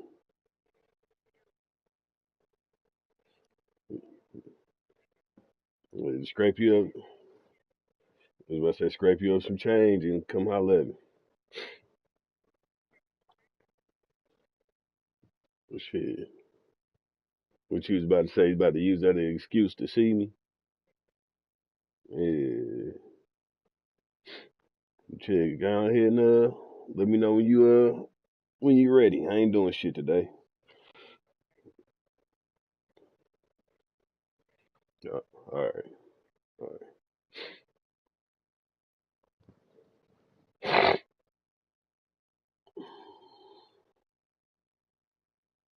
Of the 4 greatest years in American history.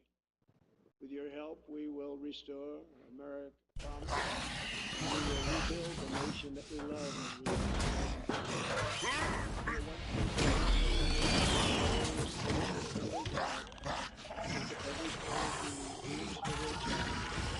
every child who dreams for their future. I am with you.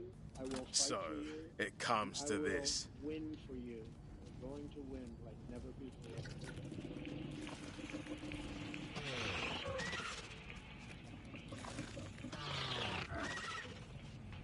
Thank you.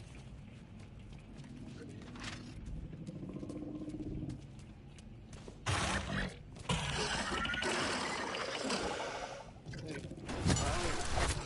recent years, our nation has suffered greatly, but we are going to bring it back and make it great again, greater than ever before. We will be a nation like no other, full of compassion, courage, and exceptionalism. Our power will bring a new spirit of unity to a world that is completely violent and unpredictable. America will be respected again and admired again, including by people of religion, faith, and goodwill. We will be prosperous. We will be proud. We will be strong. We will win like never before. We will not be conquered. We will not be intimidated. We will not be broken. And we will not fail. From this day on, the United States of America will be a free, sovereign, and independent nation. We will stand boldly. We will live proudly. We will dream boldly. And nothing will stand in our way because we are Americans. The future is ours. Motherfucker. And our golden age has just begun. Thank you. God bless America. Thank you all. Thank you. All right, Trump. Thank you very much. Yeah, I bet not. Man. Ruby Rubin, Doctor, whatever. So, it comes to this.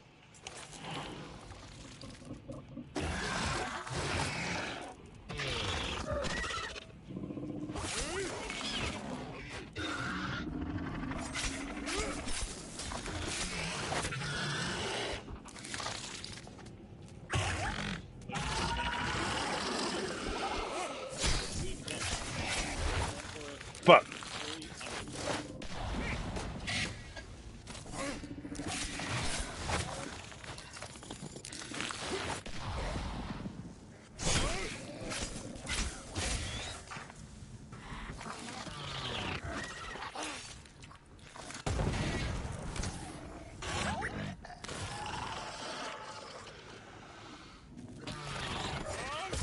Fuck!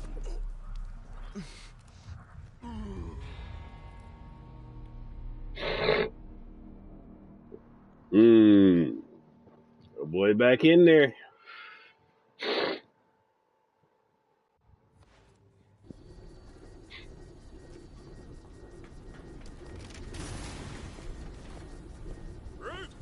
Ruby Rubin, Doctor, whatever the fuck. Wait! So, it comes to this.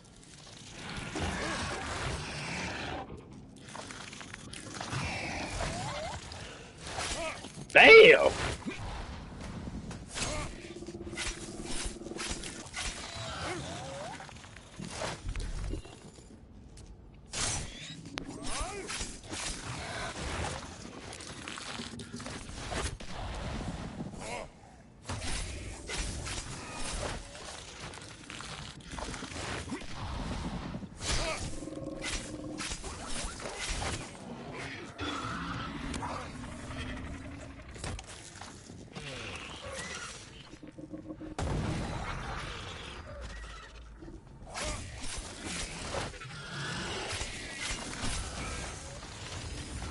Shocking behavior.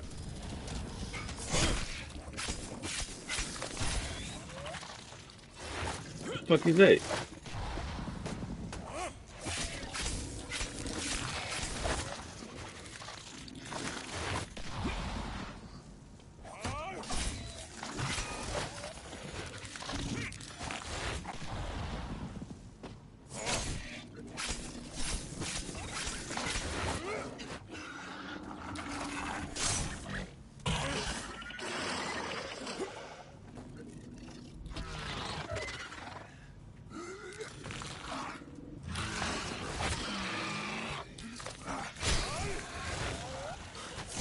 No! You want it flame grilled, eh?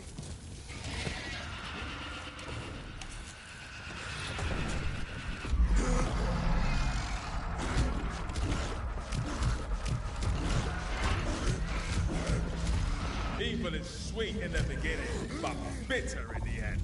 Oh my god. Yeah, this is not good.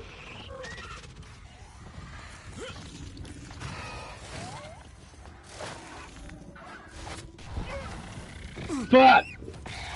On your feet! Oh my god!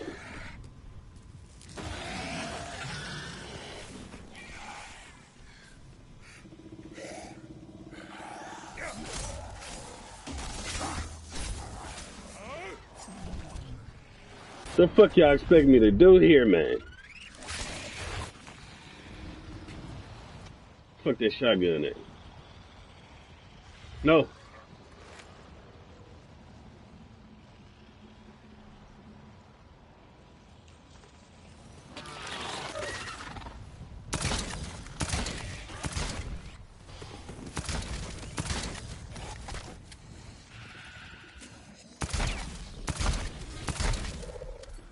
The fuck?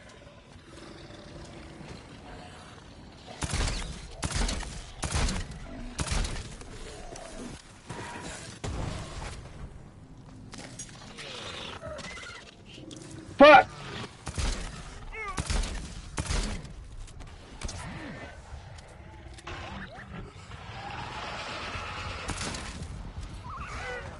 Damn! Y'all fucking bullshitting me with this shit here, man.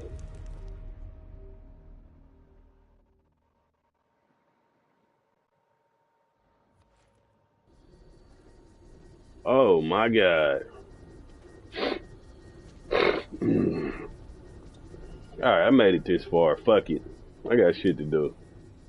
I'll be back later. Maybe. Fuck!